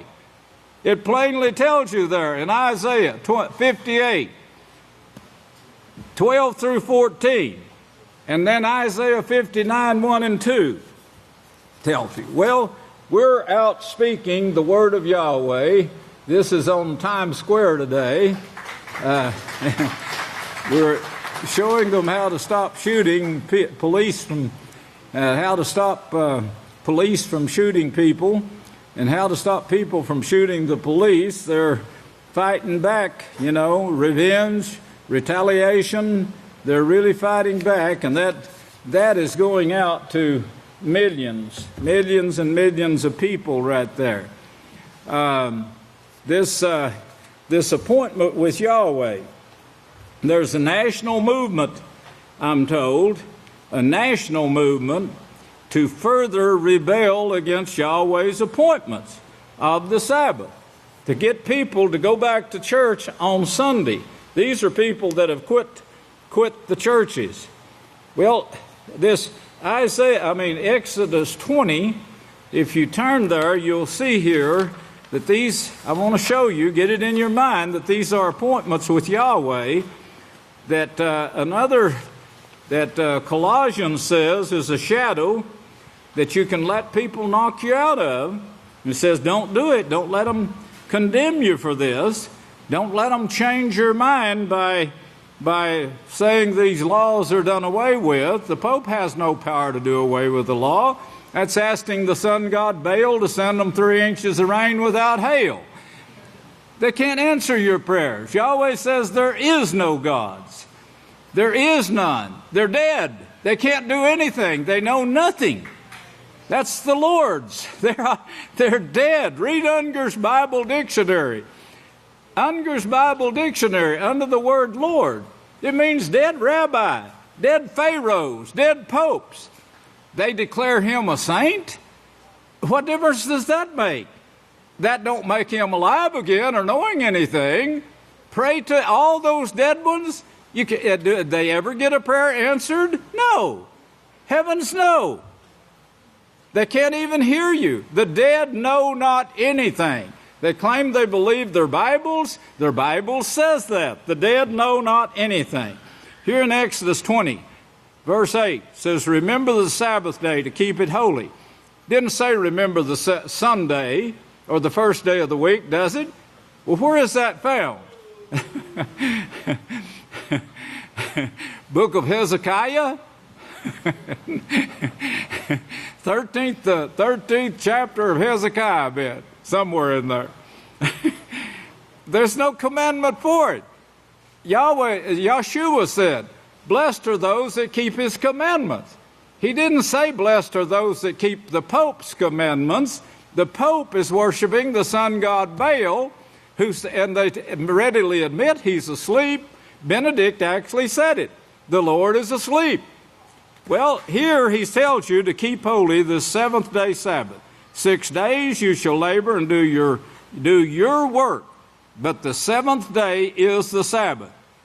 If you look over to Genesis 2:2, you'll see that Yahweh, don't turn, I'll just quote it to you, I've got to hurry. You'll see that Yahweh rested. He did his creation on 6 days, and he rested the seventh day, and he hallowed the seventh day, not the first day. Do you get that? He didn't hallow the first day. He hallowed the seventh day and made it holy. He made it holy. Made this an appointment, a holy appointment, where he says, I will be there to greet you. I will be there. Adam and Eve didn't show up, did they? They didn't show up for their appointment. And Abel went looking for them and says, why aren't you here? Why didn't you come to services? Why didn't you keep your appointment with Yahweh on one of his Sabbaths? Well, they were ashamed. They was out here trying to get sun gods to answer their prayers. knowing full well they weren't going to get it done. Well, Genesis 2 said that he rested the seventh day, and that's the day he made holy. Hebrews 4 says there still remains the Sabbath, keeping of the Sabbath for the people of Yahweh. They tried to deceive you in the translation of the King James Version. That's a version, a rendition of the book of Yahweh, and they rendered it keeping of a rest. Well, they also, the scholars, put a little mark by the side of that in Hebrews 4 and shows in the center reference that Sabbath, that they translated a rest, because they're still trying to hide the fact that the seventh day Sabbath is still in action. Even though the Pope changed it, Pope Constantine, it's still in action. Well, look now and turn to Exodus 31:13. This is what the blessing is. This is a wonderful blessing right here that Yahweh shows us. Speak also to the children of Israel, saying, surely my Sabbaths you will keep, for they are a sign. That word actually means mark, as Strong's Concordance shows. Everything shows the word means mark. Between me and you, throughout your generations, that you may know that I am Yahweh who sanctifies you, who sets you apart to be one of my family, one of my kingdom. Blessed are those, Yahshua said, Revelations 22:14, blessed are those that keep his seventh day Sabbath. Along with the other laws of Yahweh, the other 9 of the 10 commandments, blessed are those, because they have right to the tree of life and may enter in through the gates into this city. Yahweh who sanctifies you, makes you holy along with the Sabbath. Turn back to Exodus 13. Exodus 13. I'm still hurrying. I don't want to keep you too long, but I do have to get this in. Exodus 13 and verse 9. Look at this closely. Read it closely. And it shall be unto you a sign. Notice verse 7. This is speaking of the Sabbath days, of the Feast of Unleavened Bread, the Feast of Tabernacles. Yeah, all these feasts, they're appointments with Yahweh. And he says, and it shall be as a sign to you upon your hand, because remember that, on your hand, because we're fixing to see the enforcement of that. They're going to try to enforce this national day of worshiping the sun god Baal. And as a memorial between your eyes, this is on your head, between your eyes, in your brain, between your eyes, that Yahweh's law shall be in your mouth. For with a strong hand Yahweh brought you out of Egypt, that is, the gods of Egypt, away from the gods of Egypt. You shall therefore keep this ordinance in its season from year to year. The Sabbaths are a sign between you and Yahweh that you belong to Yahweh. Remember 1 John told you that. 1 Yochanan 3 and verse 10. This makes manifest the children of Yahweh, the Creator, from the children of the sun god Baal, or Satan the devil. Satan the devil. Be like the gods, she said. Be like the gods. Evil like the gods. Genesis 3:5. 13. This is Revelations 13 is where we want to go now. Revelations 13. This shows you the two beasts here. The fourth beast of Daniel 7, all through the chapter of Daniel, in fact. And they have, you'll notice these have something in common now. Now listen to me.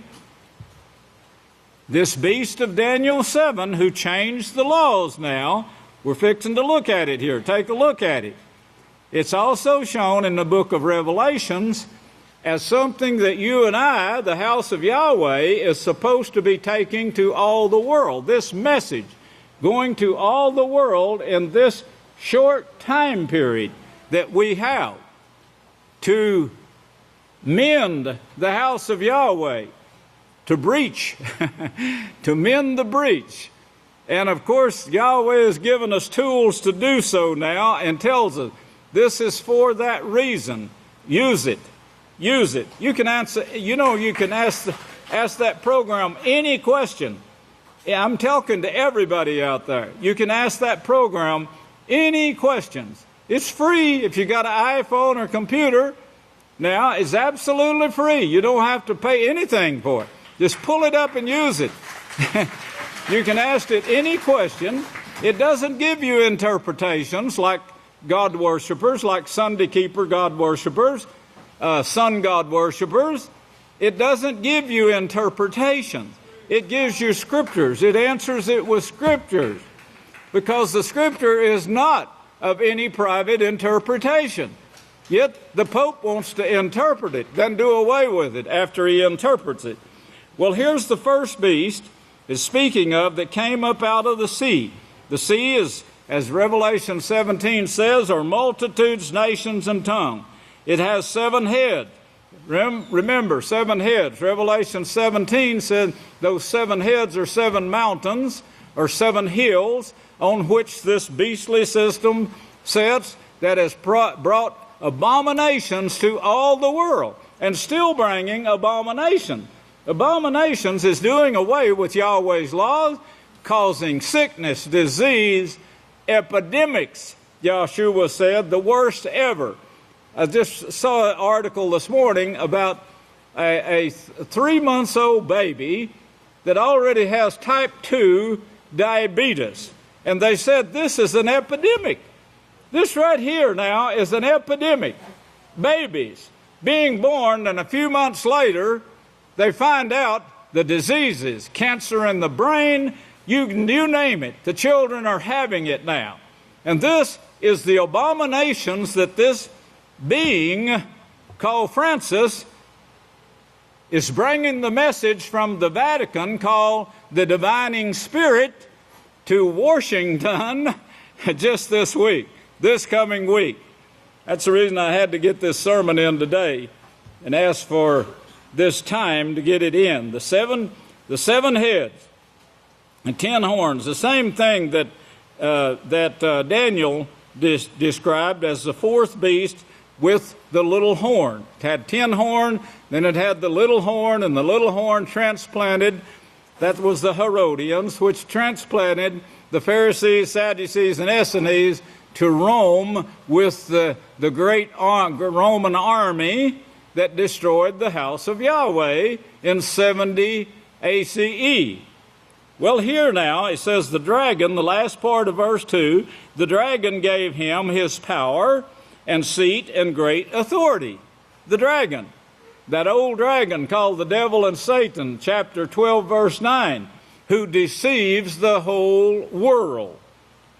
And I saw, verse 3, I saw one of the heads as it was wounded to death. That's how the book of Yahweh actually came back. But this Catholic Church was wounded with the Black Plague. Their cardinals died by the millions. The Catholic Church was almost wiped out. And of course, this gave others in the church power to get the book of Yahweh, not the book of Yahweh, but renditions of the book of Yahweh printed under the king authorized version, of course, to the people, which I got in Oklahoma, and that was all taking place in the 1600s, 16 to 1900. Just very recent. Yes, that stayed missing for over 1,500 years. The book of Yahweh did not come back till 1917 years later, when 1987 was when the book of Yahweh was given back to the people. Right, praise Yahweh. Book of Yahweh, Isaiah 34:16. Search out the book of Yahweh and read. They translated that now, book of Lord, but they admit, they remove the name Yahweh in all of its places and the name of Yahshua in all of its places, and put the names of false gods and titles of gods in its place, having you worship Sunday and sun gods, Baals, lords, instead of Yahweh. And now wanting to force now. They're wanting to force all nations. And that's the reason he's getting together with 193 leaders privately to put this into operation. Malachi Martin says he's going to. He says Mary, one of the gods they worship, the Queen of Heaven, is going to make war, he said, the keys of this blood, by Malachi Martin, one of their own. He gives their plans. Yahweh gave away their secrets before that, before Malachi Martin put his book out, The Keys of This Blood. But he agrees with the Scripture. He didn't agree with the Scriptures, but his book said the same thing the Scriptures did. Shows. And all the world wondered after, that is, followed after the beast, and they worshiped the dragon, all the world. 193 nations that is already worshiping, and he's going, and by the way, going to Cuba, and this atheist that is now in charge of Cuba, who was an atheist, and his dad was an atheist. Well, now he's announced that the Pope impressed him so that he made him an offer he couldn't refuse, is what he did. Either you're going to die like these others that's died before you, or you're going to submit to doing what we say. Now that's some of the things that they continue, and of course he made a believer out of him, he said. So he said, I'm going to convert to Catholicism. Same way Tony Blair did. He converted. He saw God, he said. He saw God when he stepped in front of him, and he knew this was a dangerous thing, and, oh, please forgive me. Forgive me for ever thinking about Yahweh or anything else. And they worshiped the dragon. Don't you do that. Set your minds in advance that you would rather die than to worship anybody but Yahweh. Praise Yahweh. And they worshiped the dragon, which gave power. The dragon gave power to the Catholic Church, the Vatican. The setup on the 7 hills of Rome, that city that leader of the kings of the earth. The dragon, Satan the devil, is the one that gives him his seat and great authority. Well, what does he do with it? And there was given unto him a mouth, speaking great things and blasphemies, and power was given unto him to make war 42 moons, and he opened his mouth in blasphemy against Yahweh. Against Yahweh now. They removed that, of course, and put a false title in its place, but they admit they did it, so the name is Yahweh.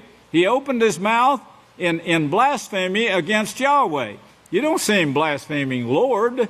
You don't see him saying anything bad about Lord or God. He's wanting you to worship the sun god, Baal.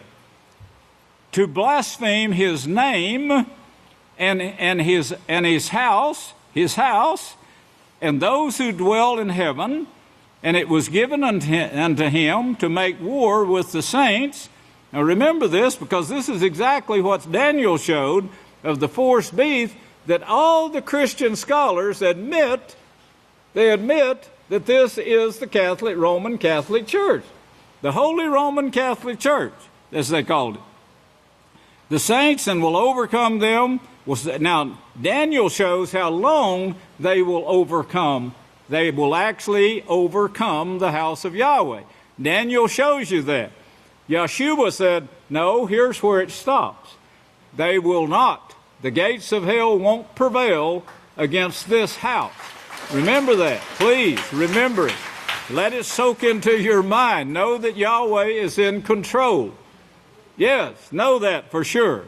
Overcome them, and authority was given him over all tribes, peoples, languages, and nations. and all who dwell upon the earth will worship him.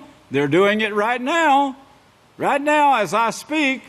And those who are refusing, as Malachi Martin said, war is being waged against them. That book came out before that war started. Before the wars ever started, we had the peaceful solution going out to nations overseas. Had it set up where 3 nations wanted all their teachers taught at one time. And they said, well, Hawkins, you can go to Georgia if you want to, but we can't assure you that you will get back. Because the war had started. And all who they wouldn't let flights out of there. And all who dwell upon the earth will worship him, whose names are not written from the foundation of the world in the book of life. Well, whose names are written there? Blessed are those that do his commandments or his laws. That's the ones whose names are being written in the book of life. Well, look on down now. This is Revelations 13. Now let's turn over to Daniel 7 quickly. Daniel 7, found on page 679, if that will help you. Daniel 7. Remember what you read there. He blasphemes the name of Yahweh. In verse 5. Well, look at Daniel now, the 7th chapter, and look at verse 25. And he will speak great words against Yahweh. The same thing is said in Revelation. We know this is the same one, but in the last days. And he speaks great words against Yahweh and will wear out the saints of Yahweh and think to change times. That's the feast days that I just showed you on the calendar. This is what they hate. You see any of them keeping the feast days? You see any of them keeping the feast days at the House of Yahweh? Well, yeah, some are coming here, praise Yahweh. Many of them. Change the feast days of Yahweh and laws, and they will be given into his hand until. And this is where Yahshua cut it off. Until. We're no longer given into their hands. Yahshua says they won't prevail against us anymore. And times and the dividing of times, that's what you see now, the quartet. The quartet in action again, if I can find it here right quickly. The quartet is also to meet this month. The quartet, Jordan will participate in Middle East quartet meeting late September. The quartet Middle East mediators will meet September 20th with the participation of Arab foreign ministers, including Jordan. A statement by the United Nations said Saturday. The quartet on the Middle East, or sometimes called the Diplomatic Quartet, was established in 2002, which I brought out many times. Another article on it, I got several. UN confirms Middle East Quartet meets September the 30th. Band had invited the foreign minister of Egypt, Jordan, Saudi Arabia, as well as the Secretary General of the League of the Arab States. States, Middle East Quartet, to meet as part of the EU bid to restart Israeli-Palestinian talks. See, Middle East Quartet, representatives of Arab countries will join the Middle East Quartet in New York at the end of September to seek ways to revive peace talks between Arabs and the Palestinians. Okay, back to this times, and the dividing of times here. This is also shown in Revelation. But the judgment will set, and they, that's us, we're actually going to take away his rule. The judgment will set, and they will take away his government to consume and to destroy it completely. Now, they're going to destroy their own governments. We're going to mop up after they do. Yes. But all the time that they're destroying this government and the wars are going on, we're telling them about this and telling this is what Yahweh predicted you would bring upon yourselves by breaking his laws, by rejecting your appointments with Yahweh, the feast days, the Sabbath days, and so forth. Now, verse 27, then the kingdoms and governments and the greatness of the kingdom under the whole heaven will be given to the people of the saints of Yahweh, whose kingdom is an everlasting kingdom, and all governments will serve and obey him. That is Yahweh. Find my paper here again. Okay, now in verse 8, look back to verse 8 here, chapter 7, verse 8 of Daniel. Verse 8, I considered the horns, and behold, there came up among them another little horn. This is the worthless horn that is today is called their spokesman or pope. And look over at verse 20, and of the 10 horns that were on his head, and that's the same thing showed in Revelation. They had 10 horns. Then the little one came up, the spokesman came up, and became, along with this system, the leader of the kings of the earth. Well, read it again, verse 20. And of the 10 horns that were on his head, and of the other horn which came up before, whom 3 fell. That word actually means transplant. It plucked up over in verse 8. It's transplant. It means transplant. Well, they picked them up from Israel, transplanted them in Rome. I'll take you beyond Babylon, he said. So they transplanted them in Rome. Fell whom 3 fell. The horn that had eyes and a mouth, that spoke great words, that is, passed a lot of laws, as is shown in verse 11, passed a lot of laws, more and more laws.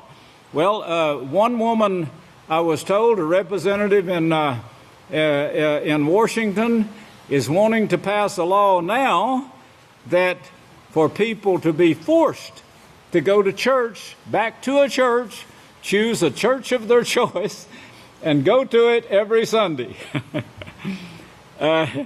So it's coming, as Revelations show.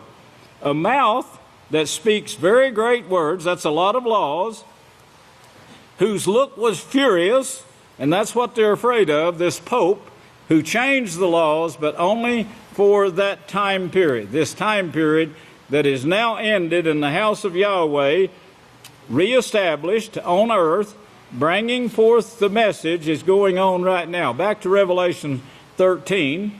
Revelations 13 now, because in verse 11 it shows the United States gets in on this enforcing the religion. What is going on right now. And of course the nations that Malachi Martin named, there's many of them have fallen already. And of course, they're trying to establish their Christianity there. It's not working too well for them, but they're trying. And that's exactly what Malachi Martin said was going to go on. That's what your scripture says too. Notice verse 11. Now this horn here, it doesn't come up out of the sea where there's multitudes, nations, and tongues, the waters. Where there's multitudes, nations, and tongues, as Revelation 17, I think verse 9 shows.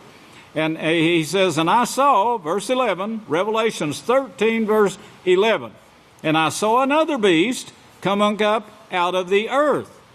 No multitudes, nations, and tongues. It comes up out of the earth. And he had two horns, Protestant and Catholic, two horns, like a lamb. Looks like a lamb. Oh, isn't he gentle? Look at him. He's kissing the children. As millions of them are being slaughtered by the leadership of the kings of the earth. So he's got a forked tongue as well as a forked character. Two horns like a lamb, but he spoke like a dragon. This is the United States. The United States is the only system that formed where there was no multitudes, nations, or tongues. It formed in as what is called the United States right now. That's the land, the ends of the earth. And he exercised all the authority, notice, of the first beast before him, and caused the earth and those who dwell upon it to worship the first beast. Sunday worship is the worship of the gods. And of course, that's what they're trying to enforce here. And right now, they're already cutting off money supplies from let's be turning over to Psalms 91. They're already sanctioning many nations, trying to bring them down, and using their sanctions to try to scare everyone into submitting to the Catholic Church. And the Catholic Church knows this. They're the leader of the kings of the earth. And if they take away their favors, which they have from Russia, the Pope went to see Putin first, and then came the sanctions against him. The Pope went to several other places, and each time he goes to a place, something occurs. Well, here in Psalms now, here is what we're looking at. The neatest thing, I thought, was this Scott Pelley on 60 Minutes. They have a film, and he was showing all these dead babies from poison gas and bombs and things that are going on over there right now. And it was rather gruesome, and of course they wouldn't allow him to show everything, but the news announcer asked him, why are you wanting to show all this horrible thing with all these children being killed like this, and see them suffocating and being blown apart and so forth? He says, I want the people to see it. He said, if they'd had cell phones when the Holocaust was going on, he said, pictures would have been taken, and it would have gotten back to the people where they could see what was taking place in Europe. And he said, I want them to see what is taking place over there. Well, they let him show a little of it. That was on 60 Minutes. Yahweh willing, we'll have it next Sabbath and play it for you if you didn't see it. Or even if you did see it, you can watch it again. But it is horrible. Even what they showed is horrible to look at. But this, I said when I saw this, he's repeating our words. You're going to see this. Psalms 91 tells you. But it also tells you it won't come near you if you turn away your foot from the Sabbath and start keeping Yahweh's Sabbath, the seventh day of the week, not Sunday, not Sunday after the sun god. In Colossians, the 2nd chapter, we're told, don't let anyone condemn you for celebrating the Sabbath, the new moons, and so forth. Condemn you, cause you to lose your reward. That's the condemnation. It's given in the very second verse after that, I think. That condemn you, that's what it means, cause you to lose your reward. He who deals, now Psalms 91, verse 1, in Colossians it calls them a shadow from things to come. The King James Version translated that a shadow. These feast days, new moon, Sabbaths, are your shadow from things to come. They put it a shadow of things to come. Just a little bit to deceive. This is a rendition of the King James Version. If you read just a little further, even in the King James Version, you can see that it's talking about don't stop keeping Yahweh's feast days and Sabbaths and new moons.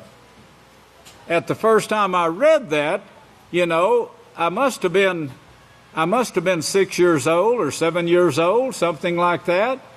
And I do remember this, and I remembered how the preachers were telling it in the brush arbors, and I remember also how Mother and Dad said, "Do you remember what he said here?"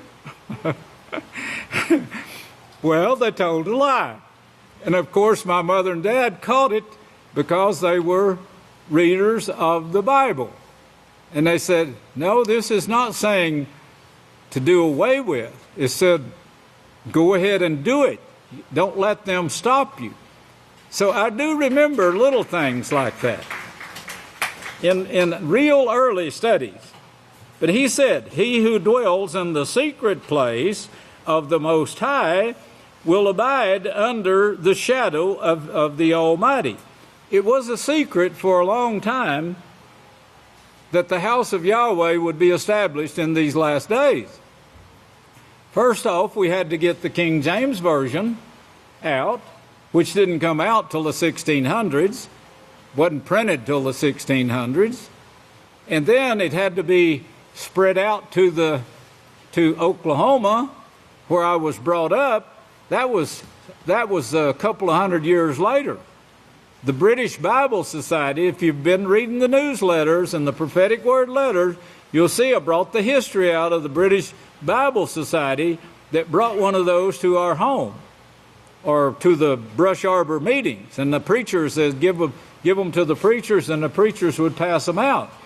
And of course, my mother and daddy had those, and in fact, I had one myself that the preacher gave to me, and I still had it.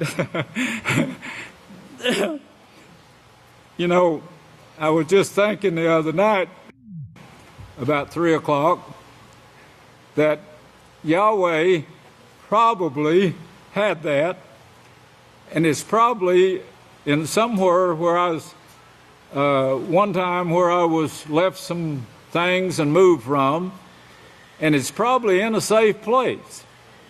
But but it was marked up big time. Well, verse 2, we say to Yahweh, you are a refuge. You better be saying that. The house of Yahweh is your refuge. Yahweh is your protector.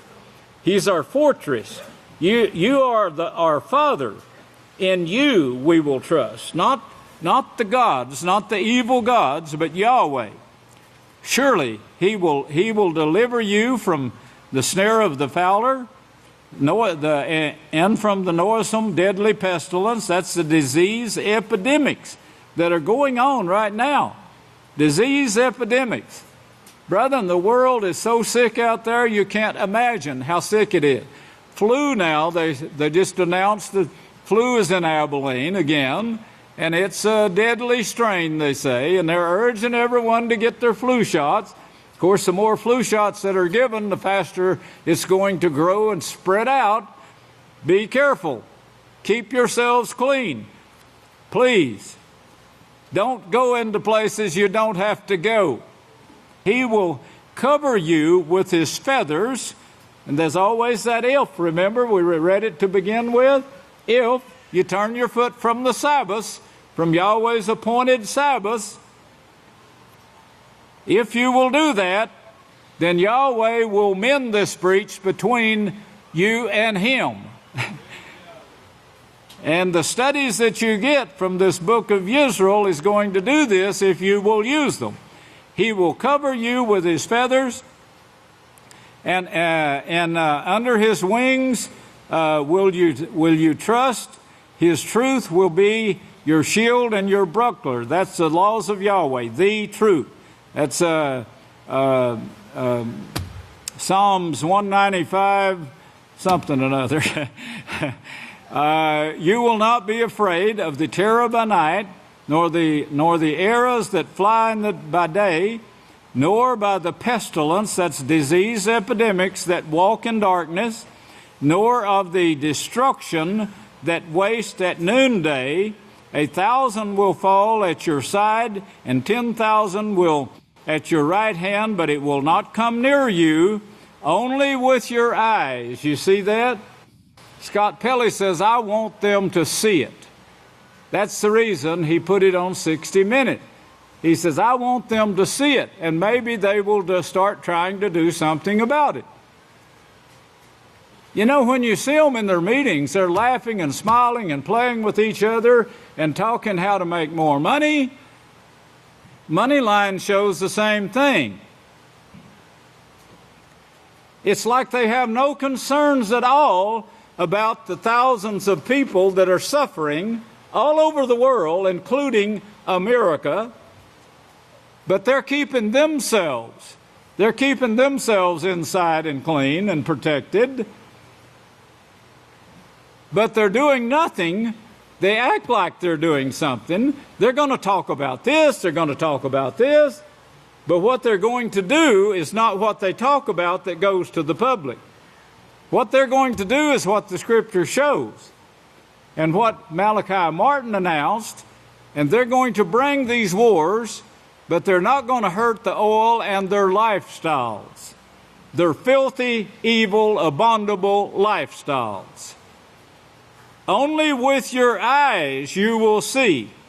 You will look, and you will see the reward of the wicked. Well, that's what we're doing right now. We're seeing it in our own homes, on our own computers, on our own TV set. We're seeing it, as Scott Pelley said, the news announcer. Because you have made Yahweh your refuge, because you have made the Most High your house, the house of Yahweh, your dwelling, no evil will befall you, nor will any plague come near your dwelling. Well, that's the protection. That's a protected place. I wanted to get that in before the Pope gets here. You'll be hearing a lot of lies about what he's wanting you to do, and all of it's going to sound really, really great.